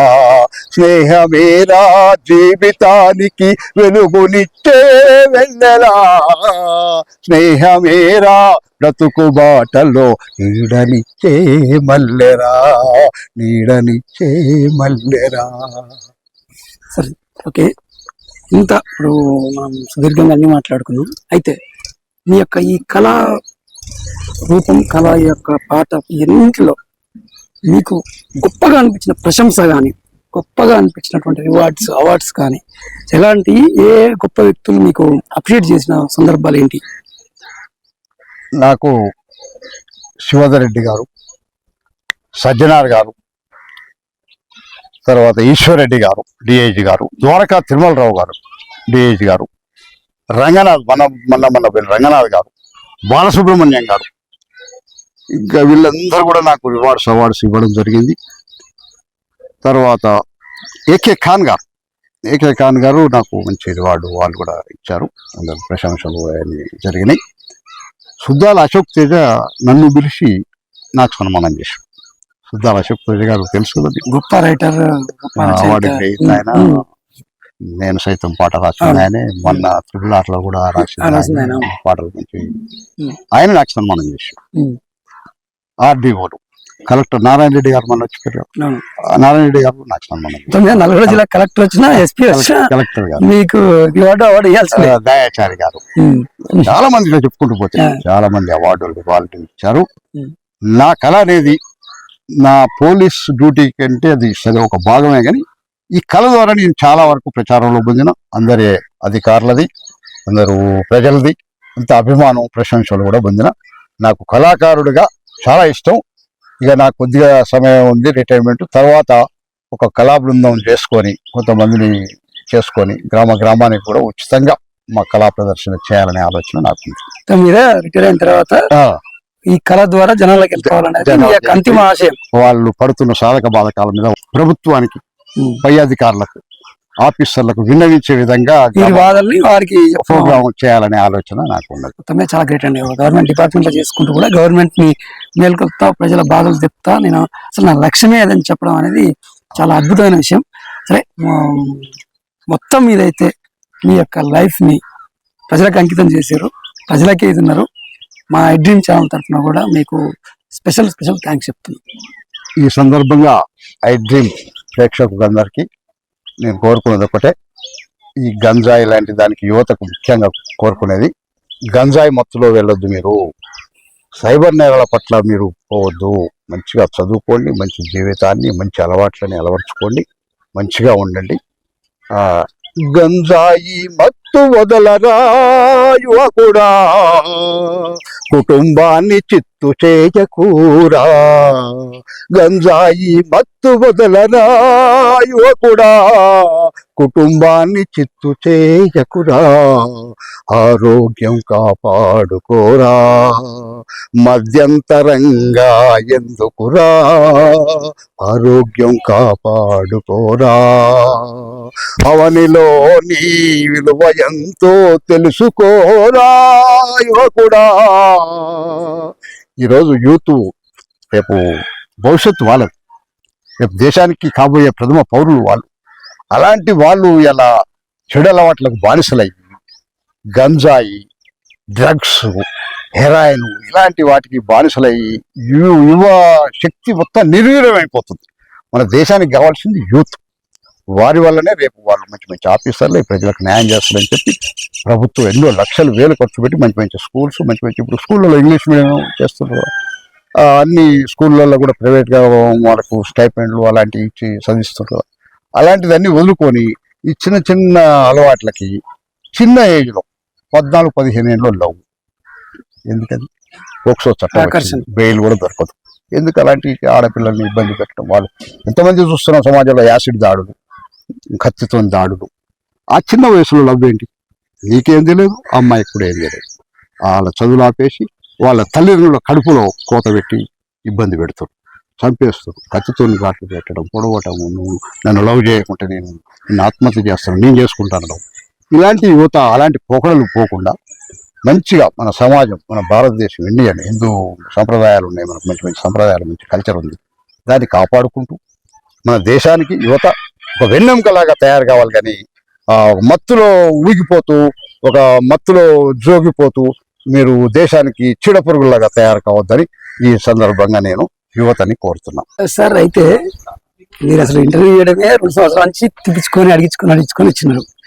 ఇంటర్వ్యూ ఇచ్చుకుంటూ కూడా స్కూల్లో అయితేనే ఇస్తాను, స్కూల్కి రమ్మని స్కూల్కి పిలిపించారు. అసలు ఏంటి సార్ రీజన్ ఏంటి? ఇక్కడ నేను అక్షరాభ్యాసం నేర్చుకుంది కానీ ఈ స్కూల్లోనే ఇదే పరిసరాల్లో ఇక్కడనే ఈ స్కూల్లోనే చదువుకున్నాం మేము. ఈ స్కూల్ అంటే నాకు చాలా ఇష్టం. ఇక్కడ మొదట అక్షరాభ్యాసం నేర్చుకున్నా కాబట్టి, మొదటి అ అనే అక్షరాలు ఇక్కడనే నేర్చుకున్నా కాబట్టి దీని మీద వల్ల మాలిన ప్రేమ నాకు. ఈ స్కూల్ అంటే నాకు చాలా ఇష్టం. దీనికోసం కూడా అప్పుడు నేను ప్రతి ఫస్ట్ వచ్చిన వాళ్ళకి ఉద్యోగం వచ్చిన సందర్భంలో కొంచెం డబ్బు కూడా ఆర్థికంగా ఉంది కాబట్టి ఫస్ట్ వచ్చిన ప్రతి పిల్లలకి 1వ తరగతి 7th వరకే ఉండేది, అప్పుడు 10th అయింది. ఆ సమయం ప్రతి జెండా వందనానికి నాకు ఎన్ని పనులు ఉన్నా అవి ఆపుకొని ఎక్కడ దేవరకొండలో డ్యూటీ చేసిన, ఇంకెక్కడో చందంపేటలో చేసిన, అంత దూరంలోకి వెళ్ళి కూడా ఆ జెండా వందనంలో వచ్చి ఫస్ట్ నుంచి 7th వరకు ఫస్ట్, సెకండ్, థర్డ్ వచ్చిన వాళ్ళందరికీ పుస్తకాలు, పెన్నులు అట్లా గిఫ్ట్ గా ఇచ్చేది అన్నట్టు, ప్రోత్సహించేది. అట్లా ప్రోత్సాహం. తర్వాత ఇదే గ్రౌండ్ లో కబడ్డీ ఆడేది. ఇదే గ్రౌండ్, ఈ గ్రౌండ్ లోనే కబడ్డీ ఆడేది. కబడ్డీ పోటీలు కూడా నిర్వహించినాం జిల్లా స్థాయిలో. మీరు ఆ స్థాయి ప్లేయర్ అని తెలిసింది. అసలు కవి, రచయిత, డిపార్ట్మెంట్, మళ్ళీ ఆటగాడు, పాటగాడు, ఎలా సాధ్యమైంది సార్? రాష్ట్ర స్థాయి కబడ్డీ క్రీడాకారుడు నేను. హైదరాబాద్ వెళ్ళి ఆడటం జరిగింది, విశాఖపట్నం వెళ్ళి ఆడటం జరిగింది. తర్వాత నేను మామూలుగా ఇక్కడ పోటీలు కూడా నిర్వహించినాం. వెరైటీగా 50 కిలోల లోపు ఉన్న వాళ్ళకు కూడా మేము ఇక్కడ కొత్తగా రాష్ట్రంలో ఎక్కడ లేని విధంగా 50 కిలోల లోపు ఉన్న వాళ్ళతో కూడా ఇక్కడ కబడ్డీ పోటీ ఇదే గ్రౌండ్ లో నిర్వహించడం జరిగింది. వివిధ గ్రామాల నుంచి ఎంతో మంది వచ్చి మమ్మల్ని ఆదర్శంగా తీసుకొని, మా గ్రామాన్ని ఆదర్శంగా తీసుకొని స్పోర్ట్స్ స్పిరిట్ కావాలి అని చెప్పి అన్ని గ్రామాల్లో కూడా మమ్మల్ని చూసి కబడ్డీ పోటీలు, ఆట పోటీలు నిర్వహించడం జరిగింది. షీల్డ్ డబ్బులు లేవు, ఇప్పుడు 10,000, 20,000, 30,000 అని ప్రైజ్ మనీ పెడుతున్నారు. కానీ మా సందర్భంలో షీల్డ్ 3 years పర్మనెంట్. 3 years వరుసగా గెలిస్తే ఆ షీల్డ్ పర్మనెంట్. అంటే అర్థం కాదు. ఈ సంవత్సరం గెలుస్తారు, మీరు షీల్డ్ తీసుకొని మీ దగ్గర పెట్టుకోవాలి. పెట్టుకొని మళ్ళీ వచ్చే సంవత్సరం ఆ ఊర్లో జరిగినప్పుడు ఫస్ట్ ప్రైజ్ ఎవరు వస్తుందో వాళ్ళకి ఇచ్చేయాలి. వాళ్ళు లేకుంటే వరుసగా 3 సార్లు గెలిస్తే ఆ షీల్డ్ సొంతం మీకు. ఒక్క సంవత్సరం ఆ సంవత్సరం మళ్ళీ తీసుకుపోయి అక్కడికి అందాల పోటీల్లో ప్రపంచ అందగతులకు కిరీటం ఇస్తారు, తర్వాత నెక్స్ట్ మళ్ళీ వేరే వాళ్ళకి ఇస్తుంటారు. అట్లా ఆ షీల్డ్ అనేది అట్లా ఉంటే రోలింగ్ షీల్డ్ అంటే అప్పుడు చాలా రోలింగ్ షీల్డ్ పట్టుకొని మేము వస్తుంటే ఊర్లే లేడీస్ వాళ్ళు హారతులు బట్టి మాకు హారతులు బట్టి స్వాగతాలు ఇచ్చేది. కబడ్డీ ఎక్కడ షీల్డ్ వస్తుంది మన గ్రామానికంటే ముందే సమాచారం వచ్చేది. వచ్చి మాకు రోడ్డు దగ్గర నుంచి ఊరు ఎంటర్ కాగానే మాకు లేడీస్ హారతులు పట్టుకునేది, డప్పులు కొట్టుకుంటూ ఒక హంగామా, ఒక పండగ వాతావరణం లెక్క అంత సంబూరపడి మన ఊరికి గ్రామానికి పోయి వివిధ గ్రామాలలో గెలుచుకొని మన ఊరికి షీల్డ్ తెచ్చి మన పేరు ప్రఖ్యాతులు, మన ఇందుగుల గ్రామం అంటే పేరు ప్రఖ్యాతులు ఎక్కడో ఎనవడింప చేస్తున్నారు అనే ఆలోచనతో అందరూ సంతోషపడేది. కబడ్డీలో మీ హయాంలో ఇందుగుల పేరు మారుమోగింది, చాలా మారుమోగింది. వివిధ గ్రామాలలో ఎక్కడ పెద్ద పెద్ద మేము దరిదాపులో సరే 70-80 గెలవచ్చు. 70-80 గెలవచ్చు. జాబ్ వచ్చిన తర్వాత రాకముందు వచ్చినాక కూడా జాబ్ వచ్చిన తర్వాత కూడా చేస్తుంటే గోపీనాథ్ రెడ్డి అని ఉండే ఎస్పీ గారు. ఆయన లెక్చరర్ చేసి వచ్చిండు, మహాకవి, ఆయన కళాకారుడు. సినిమాలలో కూడా కొంచెం డైరెక్షన్ అవి కూడా ఉన్నాయి ఆలోచన సార్కి. ఆయన ఏం చేసిందంటే ఆయన కబడ్డీ అంటే వాళ్ళ వాళ్ళ ప్రేమ. కబడ్డీ ప్లేయర్స్ ఎవరుండ్రు డిపార్ట్మెంట్ లో అని వెతుకులాడు. దాంట్లో కూడా నన్నే తీసిండు ఫస్ట్. కళాకారులు కబడ్డీలో కూడా నన్నే తీసి ఎవరెవరు ఎక్కడెక్కడ మంచిగా ఆడేవాళ్ళు ఎవరు అని అక్కడ మా హెడ్ క్వార్టర్స్ లో పోలీస్ హెడ్ క్వార్టర్స్ నల్గొండలో కబడ్డీ ఆడేవాళ్ళు మొత్తం రావాలని మెసేజ్ పెద్ద పోలీస్ మెసేజ్ ఇచ్చి అందరికి పిలిపించి అక్కడ ఆడిపించి అలా ఒక 10 మంది మంచి వాళ్ళని సెలెక్ట్ చేసిన. దాంట్లో శివనాథ్ రెడ్డి అని కోదాడు, మంచి ప్లేయర్, రాష్ట్ర స్థాయి ప్లేయర్. తర్వాత రామచంద్రు అని మనకి ఇప్పుడు మన నల్గొండ జిల్లా అధ్యక్షుడుగా చేసిన, పోలీస్ సంఘం అధ్యక్షుడుగా, ఇప్పుడు సూర్యాపేట జిల్లా అధ్యక్షుడు రామచంద్రు ఆయన. తర్వాత సుదర్శన్ అని నిడమనూరుకి వెళ్ళి నిడమనూరు నుంచి సుదర్శన్ అని ఆయన మంచి ప్లేయర్ ఆయన. తర్వాత 9-10 వెంకన్న అని వెంపటి గ్రామం ఆయన సీనియర్ కబడ్డీ ప్లేయర్ కాడు ఆయన. అదే వెంపట్లో ఏఆర్లో చేస్తున్నాడు సివిల్ కాకుండా ఆయన సోమయ్య అని ఆయన. ఇంకా మేమంతా కలిసి ఒక రాములోని సూర్యాపేట ఏఎస్ఐ చేస్తున్నాడు రాములోని ఆయన కూడా. మేమంతా ఒక కబడ్డీ టీమ్గా ఏర్పాటై ఒక 10 మంది సభ్యులతోని. మాకు డ్యూటీ లేదు, ప్రతిరోజు హెడ్ క్వార్టర్ పోవాలి, రన్నింగ్ చేసుకోవాలి, ఎక్సర్సైజ్ చేసుకోవాలి. కోడిగుడ్డు పాలు డిపార్ట్మెంట్ నుంచి ప్రొవైడ్ చేసేది అప్పుడు ఎస్పీ గారు గోపీనాథ్ రెడ్డి గారు సొంత డబ్బులతో మాకు ప్రొవైడ్ చేసిండు. అవి తీసుకొని వాకింగ్ అవి చేసుకొని మంచిగా ఫిట్ గా ఉండాలి. ఎక్కడ కబడ్డీ ఉంటే మొత్తం జిల్లా స్థాయి ఉమ్మడి జిల్లా అప్పుడు కబడ్డీ పోటీలు బాగా పెడుతుండేది. అప్పుడు కబడ్డీ అంటే బాగా, క్రికెట్ లేదు అప్పుడు, క్రికెట్ ఇంట్రెస్ట్ లేదు, కబడ్డీ అంటే ఇంట్రెస్ట్. ఆ కబడ్డీ జరిగితే ఎక్కడికో వేరే ఊర్లకు ఇచ్చిన అమ్మాయిలు కూడా, పెళ్లి సంబంధాలకు పోయిన అమ్మాయిలు కూడా మళ్ళీ మన ఊర్లో ఈ గ్రామంలో కబడ్డీ నడుస్తుంది పలానా డేట్లలో అంటే వాళ్ళు వచ్చేసేది సొంత గ్రామానికి కబడ్డీ చూడడం కోసం సొంత గ్రామాలకు వచ్చి చుట్టూ పెద్ద తాళ్ళు కట్టి చేసినా ఆగకపోయేది. ఆ తాళ్ళు అంతా ఉత్సాహంగా చప్పట్లు, సంబురాలు, కేరింతలు, గొడవలు, విజిల్లు అట్లా ఉండే ఆ వాతావరణం. అయితే గోపీనాథ్ రెడ్డి గారు ఒక 3 సంవత్సరాలు వరుసగా మాకు డ్యూటీ లేదు, ఎక్కడ కబడ్డీ ఉంటే అక్కడికి పోవాలి, అక్కడ ప్రైజ్ తీసుకోవాలి, తెచ్చి డిపార్ట్మెంట్ షీల్డ్. ఇప్పుడు మా హెడ్ క్వార్టర్ లో చూస్తే ఒక 100-200 షీల్డ్ మేము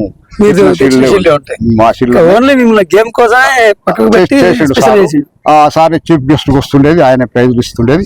ఆయన ఏంటంటే డిపార్ట్మెంట్ లో కూడా మంచిగా ఉన్నారు, sports spirit, sports women's. Department ప్రజలతో మమేకం కావాలి, ప్రజలకు పోలీసులు అంటే భయం పోగొట్టాలి.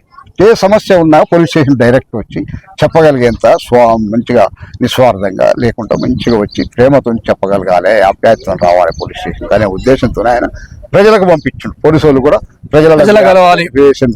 సంబంధాలు పెరగటం, క్రీడా సంబంధాలు పెరగటం, మంచితనం, ఇవన్నీ కొన్ని సమస్యలు ఉంటాయి. అట్లా కొంతమంది దొంగలు కూడా, కొంతమంది చెడు వాళ్ళు కూడా దొరికిన వాళ్ళు ఇన్ఫర్మేషన్, క్రీడాకారులు యూత్ ఉంటారు కదా, కాబట్టి మీకు ఇన్ఫర్మేషన్ ద్వారా నేరస్తుల సమాచారం కూడా మాకు వాళ్ళ ద్వారా స్నేహితుల ద్వారా దొరకటం జరిగింది.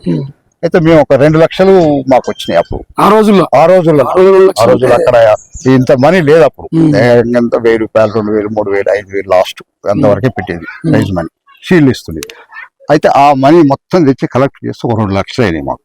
ఆ 2 లక్షలు సీను అని మేనేజర్ల దగ్గర ఒక యాక్సిడెంట్ అయింది ఒక అతను, ఇంకో దగ్గర హోమ్ గార్డ్ ఒక అతను, అట్లా వాళ్ళకు మా కబడ్డీ టీం తరఫున పోలీస్ కబడ్డీ టీం తరఫున వాళ్ళ యాక్సిడెంట్ బాధితులు కాబట్టి వాళ్ళకి కొన్ని ఇబ్బందులు ఉంటాయి కాబట్టి యాక్సిడెంట్ అయింది కాబట్టి వాళ్ళ భార్య పిల్లలకు ఆదుకునే విధంగా ఒక సహాయంగా మేము మా మానవత్వంతో వాళ్ళకి గిఫ్ట్ గా ఇవ్వమని చెప్పి ఆఫీసర్ ద్వారానే మేము వాళ్ళకి ఇచ్చేది అన్నట్టు. 2-3 జనరల్ గా పోలీసులు అంటే జనాలకు భయం ఉంటుంది, ఇంకా ఈ రోజులు ఇంకా ఎక్కువ భయం ఉండేది. సరే ఇప్పుడు ఫ్రెండ్లీ పోలీసింగ్ అని చెప్పేసి మీరు కబడ్డీ టీం కి ఆ యొక్క టోర్నీస్ పోతే తోటి ప్లేయర్లు ఎలా రిసీవ్ చేసుకునేది, ఆ ఊరు జనాలు వాళ్ళు ఎలా చేసుకుని మీకేమనిపించేది?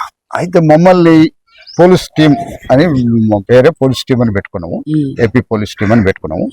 పెట్టుకుని వరంగల్ పోయాను, విశాఖపట్నం పోయాను, హైదరాబాద్ పోయాను, ఇతర ఖమ్మం జిల్లా, అన్ని జిల్లాలో కృష్ణా కూడా పోయినాం. అన్ని జిల్లాలలో పోయేది పెద్ద పెద్ద ప్లేయర్స్ ఆడినాం మేము.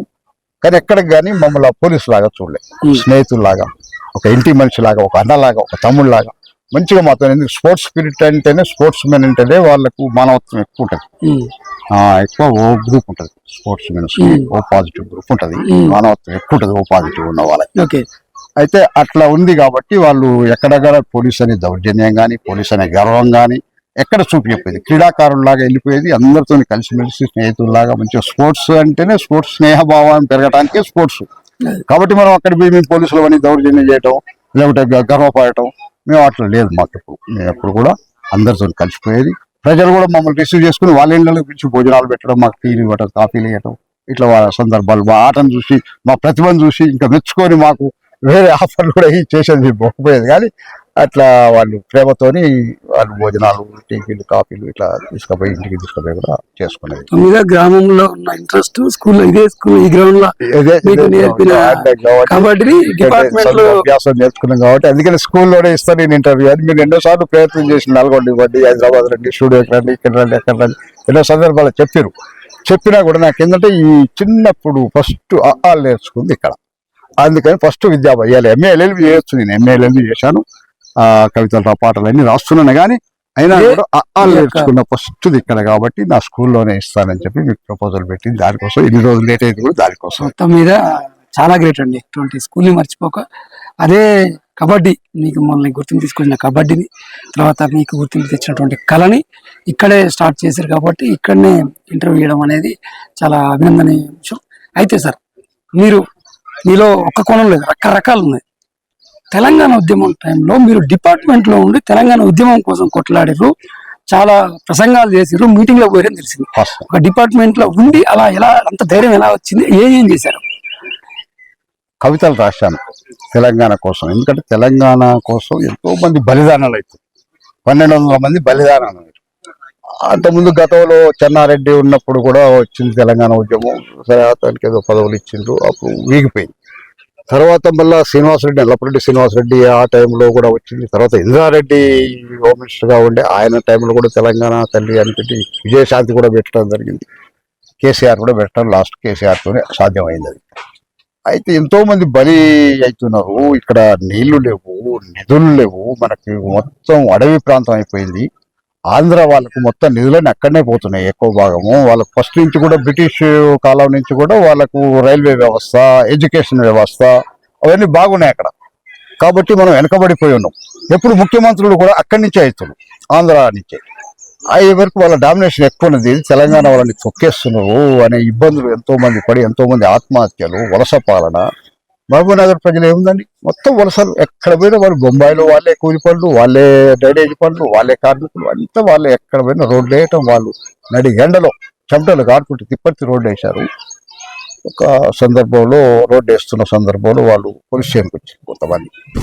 వాళ్ళకి ఏంటి చారు నూకలు, బా. చారు పచ్చి పులుసు అంటాం ఉమ్. మన తెలంగాణ ఆ. భాషలో. పచ్చి పులుసు నూకలే వాళ్ళ భోజనం. వాళ్ళకి జ్వరం వస్తే పట్టించుకోరు. కాంట్రాక్టర్ తీసుకొచ్చిన అతను నడి రోడ్లో వేసి తిప్పతి రోడ్, నేను అక్కడ డ్యూటీ చేస్తున్నప్పుడు తిప్పతిలో పోలీస్ స్టేషన్ వాళ్ళు వచ్చిన సందర్భంలో ఆ కాంట్రాక్టర్ పిలిపించాను. నేను పిలిపించి ఏమయ్యా ఏంటి అంటే, అంతే సార్ మేము అక్కడ ఇంటి దగ్గర అడ్వాన్స్ కడతాం, మేము చేస్తాం. ఏ అడ్వాన్స్ కట్టినా వాళ్ళు చిన్నపిల్లలతో ఎర్రటి ఎండలో వాళ్ళు మన మామూలు వ్యక్తులు ఆ రోడ్డు మీద నడవటానికే ఉంటే ఆ రోడ్డు తోముతూరు గడ్డపాలతో చేస్తుర్రు. అంత కూలి చేసే వాళ్ళకు నువ్వు ఇంత ఇబ్బంది చేస్తున్నావు అని వాడిని బాగా దుబ్బలు పెట్టి అప్పటి నుంచి ఆ రోజు నుంచి వాళ్ళ కూరగాయలు వేయటం. కూరగాయలు అనేది లేదు, పచ్చి పులుసే. ఉదయం పచ్చి పులుసు, మధ్యాహ్నం పచ్చి పులుసు, సాయంత్రం ప్రతిరోజు పచ్చి పులుసు, నూకలు బియ్యం.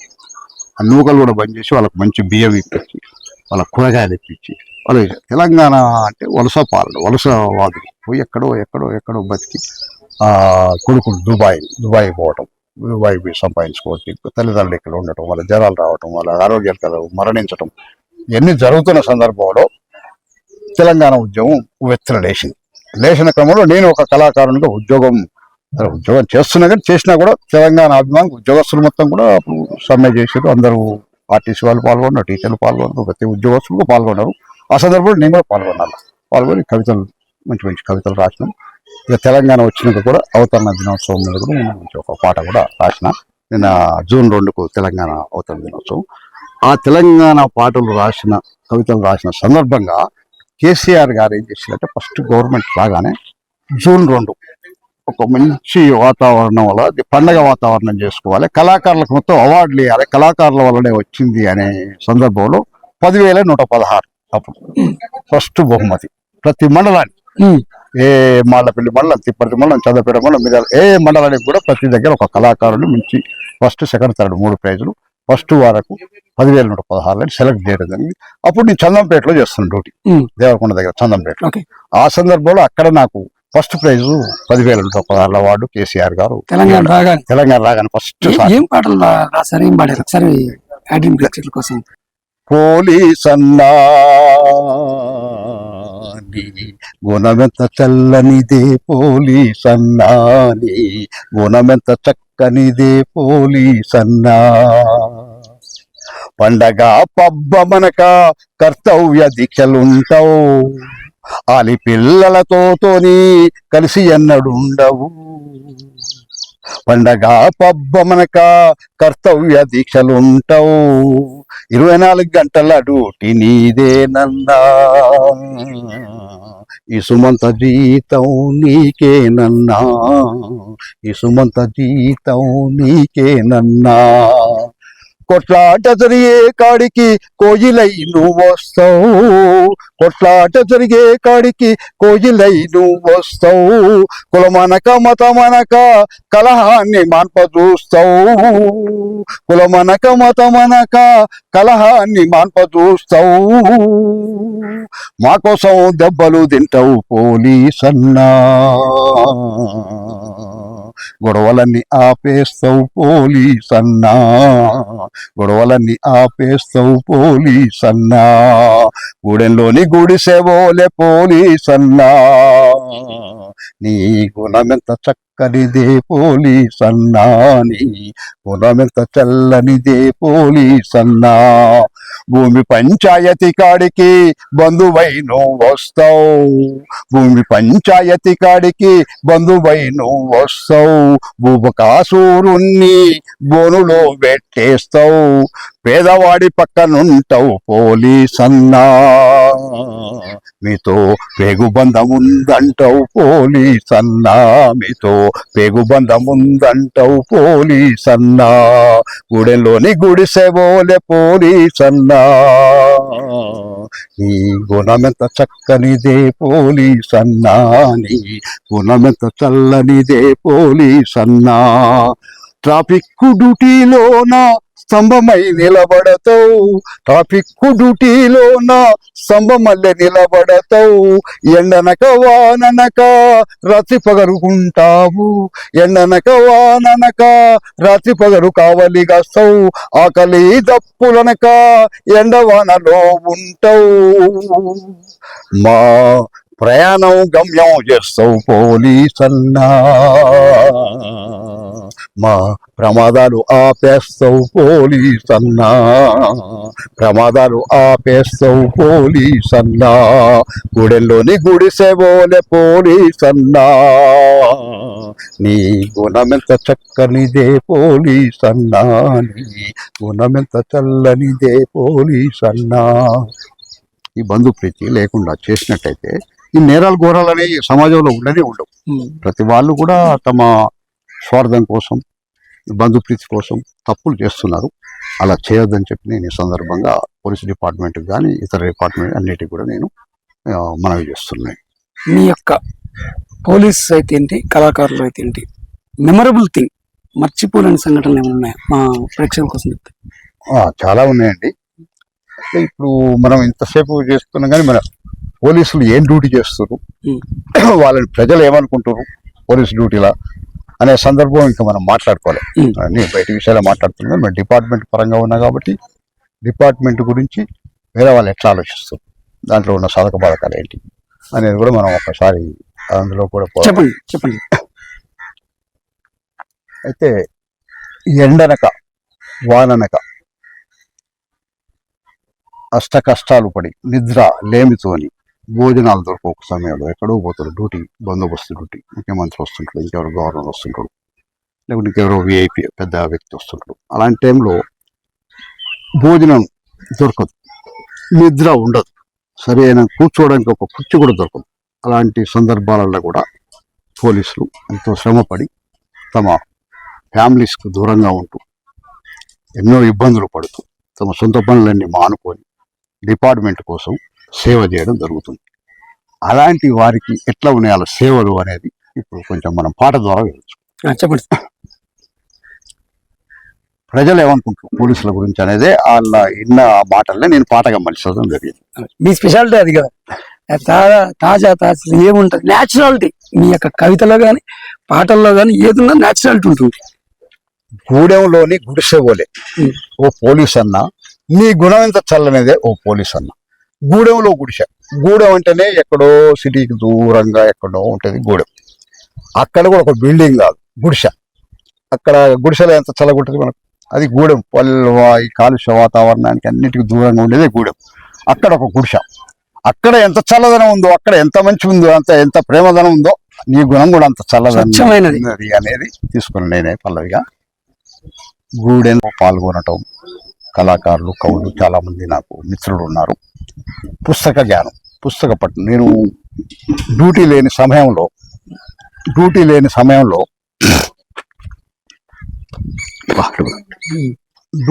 సమయంలో నేను ఆ సమయాన్ని వృధాలకు వాటికి వీటికి వినియోగించను. ఆ సమయాన్ని నేను పుస్తక పఠనానికి, టీవీ వాచింగ్, కవులతోని, కళాకారులతోని మాట్లాడడం చేసి అట్లా నేను అవగాహన పెంచుకోవడం జరిగింది. తర్వాత హిందువుల గ్రామం కూడా చిన్నప్పటి నుంచి కూడా పుట్టినీళ్ళు, కళాకారులకు పుట్టినీళ్ళు ఇది. మిర్యాల వెంకటరెడ్డి గారు, కల్లు కృష్ణారెడ్డి గారు, నగిరే వెంకయ్య గారు, ఇలాంటి వారు, కట్ట వెంకరెడ్డి గారు, ఇలాంటి వారంతా కూడా బాగా కళాకారులు, హిందువుల కళాకారులకు పుట్టినీళ్ళు ఇది. ఇక్కడ సత్యహరిశ్చంద్ర అలాంటి డ్రామాలు నడిచి తర్వాత తరంలో అప్పుడు పౌరాణిక నడిచిన తర్వాత సాంఘిక నాటకాలు కూడా నిపురవలు అనే డ్రామా కూడా ఇక్కడ అప్పుడు చిలకలూరుపేట సీత అనే ఉండేది.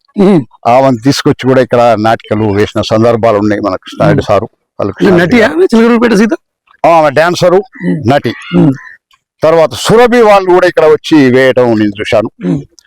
ఒక సందర్భంలో సురభి వాళ్ళది తిప్పర్తిలో డ్రామా డేట్ ఫిక్స్ చేసుకున్నారు. ముందే డబ్బులు వసూలు చేసుకుంటారు ఆ రోజులో.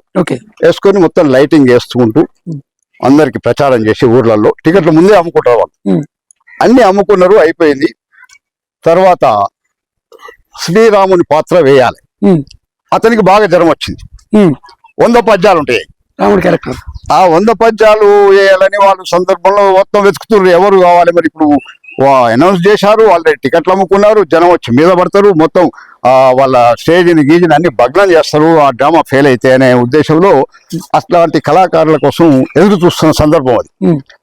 అయితే వాళ్ళకి ఎవరో ఇట్లా మిర్యాల వెంకటరెడ్డి గారు ఎందుకుల వారు పౌరాణికల్లో అన్వేషణ చెయ్యి వారైతే సక్సెస్ చేయగలుగుతారు అని చెప్పారు వాళ్ళకి సురభి వాళ్ళకి సమాచారం ఇస్తే ఆ సురభి వాళ్ళు మా నాన్నగారి దగ్గరకు వస్తూ మా నాన్న అప్పుడు మేడిబాయ్ అని ఉంటుంది ఇక్కడ ఎందుగుల్లో అక్కడ మోటార్ తోలుతాడు ఆ మోటార్ తోలే సందర్భం అక్కడికి వెళ్ళారు వాళ్ళు అంటే బావి దగ్గర నడుచుకుంటూ బావి దగ్గరికి నడుచుకుంటూ పోయి మోటార్ తోలే ఫోన్లు లేవు బండ్లు లేవు సరి సౌకర్యాలు లేవు నడుచుకుంటూనే పోయి అక్కడ చెరువు పక్కన ఉంటది అక్కడ మేడిబాయ్ అని అక్కడికి వెళ్ళి వెంకరెడ్డి గారు ఇట్లా మీకోసం వచ్చాము ఇట్లా ఉన్నాయంటే అరే మరి సరే కరెక్టే గానీ 100 పద్యాలు కదా 1 కాదు 2 కాదు ఏమైనా తప్పు పోతే ఇబ్బంది అవుతుందేమో అంటే లేదండి ఇక మీరే రక్షించాలి మాకు ఎక్కడ వెతికినా కూడా గుంటూరు విజయవాడ హైదరాబాద్ అన్ని వెతికినాం ఎక్కడ కూడా మాకు ఈ కళాకారుడు దొరుకుతలేడు కాబట్టి మీరు ఎట్లయినా ఇది సక్సెస్ చేయాలి మాకు జనం మొత్తం టికెట్లు అమ్ముకున్నాం ఆల్రెడీ మేము వాళ్ళందరూ వచ్చి మా మీద పడి మా స్టేజీని మా షెడ్ అన్ని కూడా పీకేసే పరిస్థితులు ఉన్నాయి మా పరువు కాపాడాలి మీరు ఎట్లన్నా అని చెప్పి వాళ్ళు రిక్వెస్ట్ చేయడంతో మా నాన్నగారు ఒప్పుకొని ఆ ఒక రోజు మొత్తం అవి రివైజ్ చేసుకుని పద్యాలు మొత్తం 90 పద్యాలు పోయి తిప్పర్తిలో మా నాన్నగారు పద్యం ఎత్తుకుంటే వన్సుమోర్లు అప్పుడు వన్సుమోర్ అంటే పాడాల బలం ఎన్నిసార్లు 5 సార్లు కాదు 10 సార్లు అయినా వన్సుమోర్ అని ఎవరన్నా అంటే మళ్ళీ పాడాల్సింది ఆ పద్యం అట్లా 100 పద్యాలని ఒక్కొక్క పద్యాన్ని 3 సార్లు 4 సార్లు కూడా పాడిన సందర్భాలు ఉన్నాయి ప్రేక్షకుల డిమాండ్ మేరకు బాగా పాడితే అయితే వాళ్ళు చాలా సంతోషపడి ఇంత చక్కని కొంత ఇందుగుల డ్రామా వేసినప్పుడు మరిగూడెం దగ్గర వాళ్ళు మూటలు కట్టి ఉండేది మూటలు కట్టి మీరాలంకిరెడ్డి పద్యం వచ్చింది మీరాలంకిరెడ్డి టోన్ అప్పుడు ఇంత పెద్ద మైకులు కూడా లేవు అప్పుడు లేకున్నా టోన్లు చాలా పెద్ద శృతి 2.5 3 4 శృతి ఉండే రాగాల గొంతులు ఉన్నాయి అప్పుడు మైకులు లేకున్నా ఆ శృతి గొంతు ఇక్కడి నుంచి అక్కడికి 30 కిలోమీటర్ దాకా ఉంటది ఉన్నా కూడా కిలోమీటర్ దాకా ఉంటది వాళ్ళు మొత్తం విని మీరాలంకరెడ్డి స్టేజ్ మోటార్ బంద్ చేసి మోటార్ దొరటోరు మోటార్ ఆపేసి ఉరికొచ్చి వాళ్ళ స్టేజ్ కడ కూర్చొని ఈయన సందర్భం అట్లా మా నాన్నగారు మంచి కళాకారుల ఆ సురభి వాళ్ళు ఏమడిగారు రెడ్డి గారు మీరు ఉండండి మా దాంట్లో నెలకు 1000 రూపాయలు ఇస్తాం ఆ రోజుల్లో 1000 రూపాయలు అంటే చాలా గొప్ప విషయం నెలకు 1000 రూపాయలు ఇస్తాం మీరు అన్ని పాత్రలు రాముడు వేస్తారు ఆంజనేయుడు వేస్తారు ఇది వేస్తారు అన్ని పాత్రలు వేయగలుగుతారు కాబట్టి మీరు మా దాంట్లోనే ఉండిపోండి మీకు 1000 రూపాయలు ఇస్తానంటే మా నాన్నగారు నేను కళని నమ్ముకున్నా కానీ అమ్ముకున్నా మీరు ఎప్పుడన్నా ఇబ్బంది ఉన్నప్పుడు చెప్పండి వచ్చి వేసిపోతాను నేను 1 రూపాయి కూడా ఆశించను నేను కళని అమ్ముకోను అని చెప్పి మా నాన్న ఆ రోజులలో అంత నీతి న్యాయంగా అప్పుడు మీ నాన్నగారి యొక్క ఆశయమైనా మిమ్మల్ని మీలో ఇంత టాలెంట్ ఉన్నా ఇంత ఇది ఉన్నా ఎక్కడ మీరు పబ్లిసిటీ చేసుకోరు నేను రెండు సంవత్సరాలు మిమ్మల్ని ఇంటికి కాబట్టి 2 సంవత్సరాల నుంచి కూడా ఎందుకు అసలు మీకు ఈ పబ్లిసిటీ ఎందుకు ఇంట్రెస్ట్ ఉండదు మీకు పబ్లిసిటీ అనేది మనం చేసుకుంటే వచ్చేది కాదు ప్రజల నుంచి రావాలి అనేది వాళ్ళ గుండె లోతుల నుంచి వాళ్ళ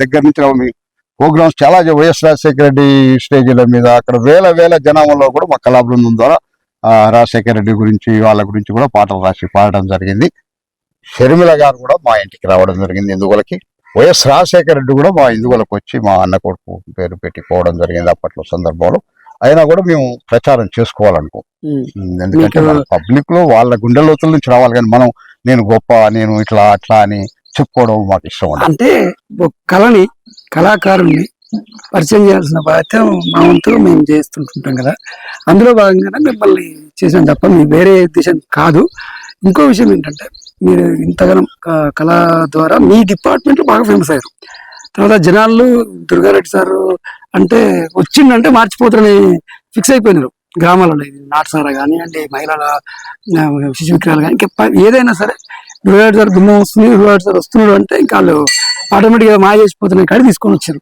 అసలు ఈ జర్నీలో పోలీస్ డిపార్ట్మెంట్ గా పోలీస్ గా సాటిస్ఫాక్షన్ ఉందా మీకు ఒక కళాకారునిగా ఒక కళని ద్వారా ప్రజలను మేల్కొని ఇది సాటిస్ఫాక్షన్ ఉందా ఏముంది కళాకారుడు నాకు సాటిస్ఫాక్షన్ ఉంది దాంతోనే గౌరవం పొందిన నేను దాంతోనే చేసిన డ్యూటీ దగ్గర కూడా మంచిగానే డ్యూటీ కూడా చాలా సిన్సియర్ గా కఠినంగా ఎవరి దగ్గర డబ్బులు ఆశించకుండా ఎవరైనా పేదవాళ్ళు పోలీస్ స్టేషన్కి వస్తే వాళ్ళకు టిఫిన్కి కానీ దేనికి కానీ చిన్నపిల్లలు ఉంటే వాళ్ళకు ఒక 50 రూపాయలు వేయడం 100 రూపాయలు వేయడం మన స్థాయిని బట్టి ఏదైనా ఇంకా గ్రామంలో ఏదైనా పెడితే 5,000 చందా వేయడం పేద కళాకారులు మాకు ఇబ్బంది ఉందంటే 2,000 3,000 చందాలు వేయడం ఇట్లనే కానీ మనం డిపార్ట్మెంట్ లో కూడా మనం ఏం ఆశించి ఎవరిని సందర్భం వచ్చింది కాబట్టి అడుగుడు తెలియదు మీకు ఇబ్బంది లేకపోతే చెప్పండి మీరు డిపార్ట్మెంట్ లో కూడా స్ట్రిక్ట్ అని తెలిసింది సొంతం మీ తోడబుట్టిన అన్నని వెంటబడి అసలు ఒక 10 కిలోమీటర్లు కేసులో వెంటబడి తీసుకొచ్చి అరెస్ట్ చేసి జైల్లో వేసారని తెలిసింది వస్తాయి. ఇప్పుడు కొత్తగా నాకు జాబ్ వచ్చింది, ఇప్పుడే ట్రైనింగ్ నుంచి వచ్చినాం. మంచి ఆశయం మీద, మంచి యూత్ మీద ఉన్నాము. ఉన్నప్పుడు సొంత మా అన్న కేసు వచ్చింది, వస్తే దొరకకుండా కొంచెం వేరే కేసులో పరారయ్యి ఉన్నాడు. ఉన్నప్పుడు డిపార్ట్మెంట్ అధికారులు ఏం చేశారంటే, వాళ్ళ తమ్ముడు ఉన్నాడు డిపార్ట్మెంట్లో, ఆయనకైతే తెలుస్తుంది, ఆయన ఇన్ఫర్మేషన్స్ అన్నీ ఆయనకు వస్తాయి, ఆయన్నే పంపించండి అని పై అధికారుల ఆదేశాలు రావడం జరిగింది. జరిగినప్పుడు నేను ఇక అక్కడ సొంత అన్న అని ఆలోచించే పరిస్థితి లేదు. ఎందుకంటే అక్కడ ఒక తప్పు చేసినప్పుడు అన్నైనా ఎవరైనా, మనం సొంతం భార్య అయినా ఎవరైనా తప్పు చేసినప్పుడు డిపార్ట్మెంట్ పరంగా తప్పుగానే చూడాలి. ఎందుకంటే మనమే చేయండి, సమాజానికి మనమే మెసేజ్ ఇస్తాం. మన అన్న అని చెప్పి మనం స్వార్థంతో ఆయన పక్కకు దాచి దానికి ఫైర్ చేసి ఆయన ఏదో చేస్తే, మనం వేరే వాళ్ళకు డ్యూటీ కరెక్ట్గా మనం ప్రజలలో తిరిగి ఊరూరు తిరిగి ప్రచారం చేసే వ్యక్తులం, కళా బృందాల ద్వారా చేస్తున్న వ్యక్తులు మనమే అలా ఆశ దానితో నేను మా అన్నాన్ని కూడా చూడకుండా ఒక 10 కిలోమీటర్లు వెంట పడి, అసలు వెహికల్ చిలకలక ముళ్ళు గుచ్చుకుంటుంటే పరిగెత్తి తీసుకొచ్చి అరెస్ట్ చేయడం జరిగింది. దానికి మా అధికారులు కూడా నన్ను శభాసమ్మ అభినందించారు, నాకు అవార్డు కూడా ఇచ్చారు. అంతే కదండి ఈ రోజుల్లో. మళ్ళీ తర్వాత మా అన్న ప్రేమ ఉంటది కదా, డిపార్ట్ పరంగా ఒప్పజెప్పాను. మళ్ళీ ఆయన నేనే బయటికి తీసుకొచ్చాను. చట్ట ప్రకారం మళ్ళీ బంధుత్వం అన్నదమ్ముల రక్త సంబంధం కాబట్టి నేనే పైసలు ఖర్చు పెట్టుకోవడం, మళ్ళీ ఆయన బయటికి ఆ కేసు నుంచి బయటకు తీసుకురావడం జరిగింది. చాలా అంటే చాలా గ్రేట్ విషయం. ఎందుకంటే ఈ రోజుల్లో తమకున్న పలుకుబడికి పరిచయాలతోని రాజకీయ నాయకులు కానీ, పోలీస్ డిపార్ట్మెంట్ గారు కానీ, వారి యొక్క బంధువులు ఎక్కడో తెలిసి తెలియని ఫ్రెండ్స్ని కూడా కాపాడుతున్న ప్రయత్నం చేస్తారు. అలాంటిది మీరు స్వయంగా మీ స్వహస్తాలతో వెంటపడి వేటాడి 10 కిలోమీటర్లు పరిగెత్తి ఒక సొంత అన్నం తీసుకొచ్చి జైలు పెట్టడం అనేది చాలా గ్రేట్ విషయం. అది హ్యాట్స్ ఆఫ్ సార్ మీకు. ప్రజల మీద చైతన్యపరిచే కార్యక్రమాలు కాకుండా జానపదంలో కూడా మీకు అందవేసిన చేయడం తెలిసింది. మా ఐడెంటిటీ కోసం ఒక జానపద గేయం, కొంచెం బావ మరదల్లా సరసాలు, పల్లెటూరు భాషలు అట్లా ఉంటాయి. అవి ఏంటంటే పల్లె జనులు పనులు చేసి అలసిపోయి తన బాధను మర్చిపోవడానికి ఆ రోజులలో పాడుకునే జానపదాలు. జానపదం అంటే జనపదం. అయితే ఒక రంగమ్మ ఉంటది, ఆ రంగమ్మ, ఆ బావ, ఆ రంగమ్మ, ఆ ఇద్దరు సరసాల మాటలే జానపదం. ఓకే. ఏంది రంగమ్మో వలలో, బావ అడుగుతుండన్నట్టు రంగమ్మని, బావ ఏంది రంగమ్మో వలలో చిన్నబోయినావో వలలో, నీ ముద్దు పురుషుడే వలలో నీ కాడికొస్తుంటే వలలో. మరదల కాడికి బావ వస్తుండు, వచ్చి ఏంది చిన్నబోయి కూర్చుని ఏంది రంగమ్మా నువ్వు అని అడుగుతుండు. అప్పుడు రంగం ఏం సమాధానం చెప్తుంది, ఏంది ఆయన బాధ ఏంది. రైకే కావాలంటివి, రంగు పూల కోకే దేవాలంటివే, రంగమా రైకే కావాలంటివే, రంగు పూల కోకే దేవాలంటివే, రైక కోసమని సైకిల్ వేసుకొని బస్తీకినే పోయి బజార్లు తిరుగుతుంటే గల్ల చుక్క రవిడిగాడు రంగు సైడ్ అన్నాడు, సైడు కులా ఎన్నో సైకిల్ తీసుకోండు, చేతుల కత్తి చూపిండులా జబులు లూటీ చేసిండో వాడు, చేతుల కత్తి చూపిండునా జబులు లూటీ చేసిండు. రైకే కావాలంటివే, రంగు పూల కోకే కావాలంటివే, రంగమ్మ పూలు కావాలంటివే, మల్లె పూల మాలే కావాలంటివే, రంగమ్మ పూలు కావాలంటివే, మల్లె పూల మాలే కావాలంటివే.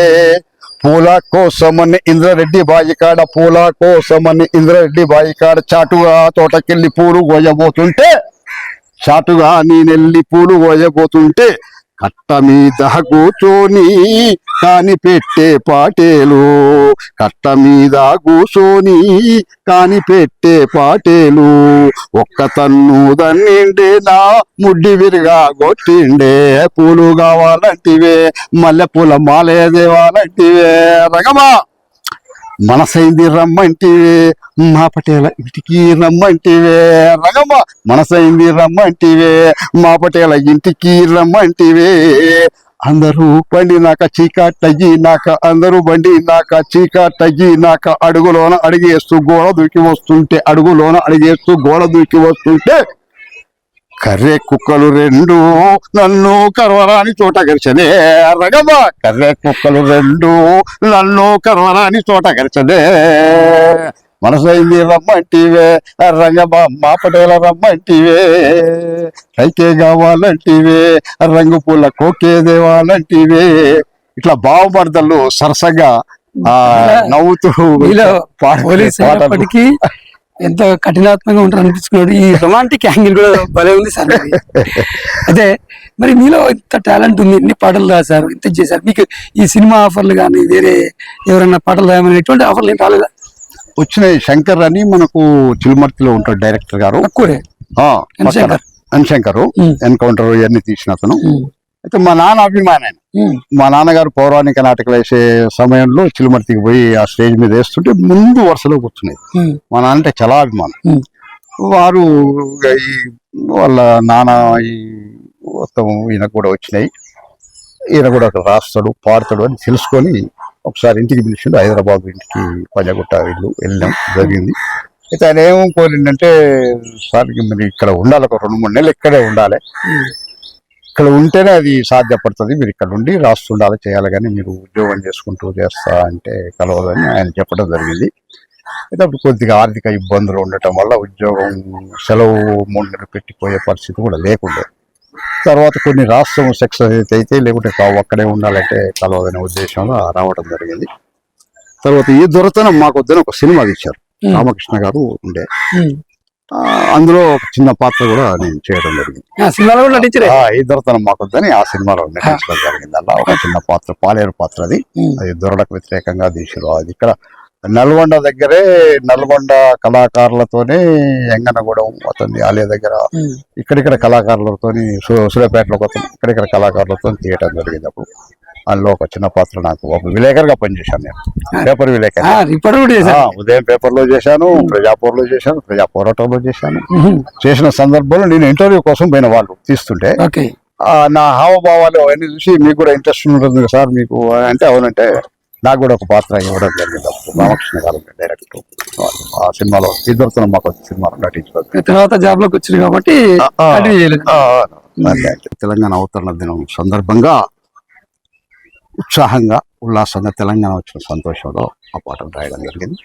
ఒక్కసారి తెలంగాణ అవతరణ దినం ప్రపంచంలోనే ఘనం, ఎంతో మంది ప్రాణాలిచ్చి తెచ్చుకున్న తెలంగాణము, కోట్ల గొంతుకలు పాడుకునే ప్రాణమైన గానము. తెలంగాణ అవతరణ దినం ప్రపంచంలోనే ఘనం, ఎన్నో ఏళ్లుగా అనగదొక్కబడిన తెలంగాణ పులి బిడ్డలు, ఎన్నో ఏళ్లుగా అనగదొక్కబడిన తెలంగాణ ముద్దు బిడ్డలు, కొన్నేళ్లుగా రాష్ట్రం కోసం కొదుమ సింగాలైన బిడ్డలు, 60 ఏళ్ల ఆకాంక్షను అందరిని మెప్పించి ఒప్పించి రప్పించినట్టి తెలంగాణ అవతరణ దినం ప్రపంచంలోనే ఘనం, ఎంతో మంది ప్రాణాలిచ్చి తెచ్చుకున్న తెలంగాణమో, కోట్ల గొంతుకలు పాడుకునే ప్రాణమైన గానమో. నీ భాషను యాసను దాచినోన్ని, సంపద సంస్కృతి దోచినోన్ని, నీ భాషను యాసను దాచినోన్ని, సంపద సంస్కృతి దోచినోన్ని, నీ నీరును దోసి నోరు కొట్టినోన్ని, నీ నీరును దోసి నోరు కొట్టినోన్ని, నీ భూమిని దోసి ఫ్యాక్టరీ కట్టినోన్ని, నీ భూమిని దోసి ఫ్యాక్టరీ కట్టినోన్ని, గులాబీ దండు గట్టి గుబులునే తిట్టించి గడగడలాడించి పారదోలినట్టి తెలంగాణ, అబ్బా తెలంగాణ, ఓహో తెలంగాణ, ఆహా తెలంగాణ, ఆ తెలంగాణ అవతరణ దినం ప్రపంచంలోనే ఘనం, ఎంతో మంది ప్రాణాలిచ్చి తెచ్చుకున్న తెలంగాణమో, కోట్ల గొంతుకలు పాడుకుని ప్రాణమైన గానమో. 20 సూత్రాల పథకాలని 60 ఏండ్లు మభ్య పెట్టినోన్ని, పెద్ద మనుషుల ఒప్పందమని గద్దె దిగకుండా కూర్చున్నోన్ని, నోటుకు ఓటు లేదని చాటు బేరాలిక సాగవని గల్లీ నుండి ఢిల్లీ వరకు తెలంగాణ పౌరుషం చూపిన తెలంగాణ, అబ్బా తెలంగాణ, ఓహో తెలంగాణ, ఆహా తెలంగాణ, ఆ తెలంగాణ అవతరణ దినం ప్రపంచంలోనే ఘనం ఎంతో మంది ప్రాణాలిచ్చి తెచ్చుకున్న తెలంగాణము కోట్ల గొంతుకలు పాడుకునే ప్రాణమైన గానము తెలంగాణ అవతరణ దినం ప్రపంచంలోనే ఘనం. అద్భుతంగా పడుతుంది సార్. అయితే ఈ తెలంగాణ వచ్చిన తర్వాత సంతోషంగా పండుగ. ఆ. తెలంగాణ రాకపూర్వం తెలంగాణ కోసం ఏమన్నా పాటలు పాడారా? తెలంగాణ రాకముందు కవితలు రాసిన పాటలు అవే ఏమన్నా మా ఐటెం ప్రేక్షకుల కోసం? ఇప్పుడు మొన్ననే పాకిస్తాన్ ఇండియా యుద్ధం చూసాం.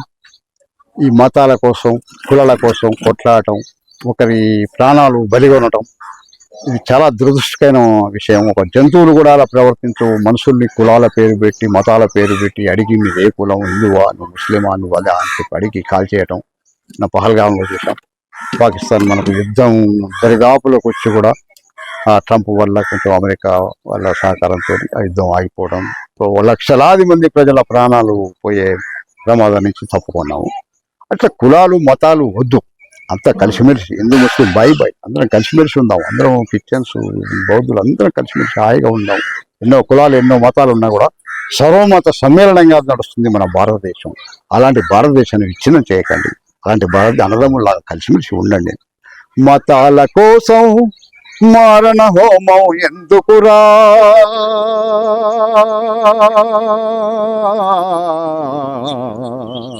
మసీదులోనే మాధవుణ్ణి కనవెందుకురా, అల్లాయే అల్లా యేసు రామా, మతాల కోసం మారణ హోమం ఎందుకురా,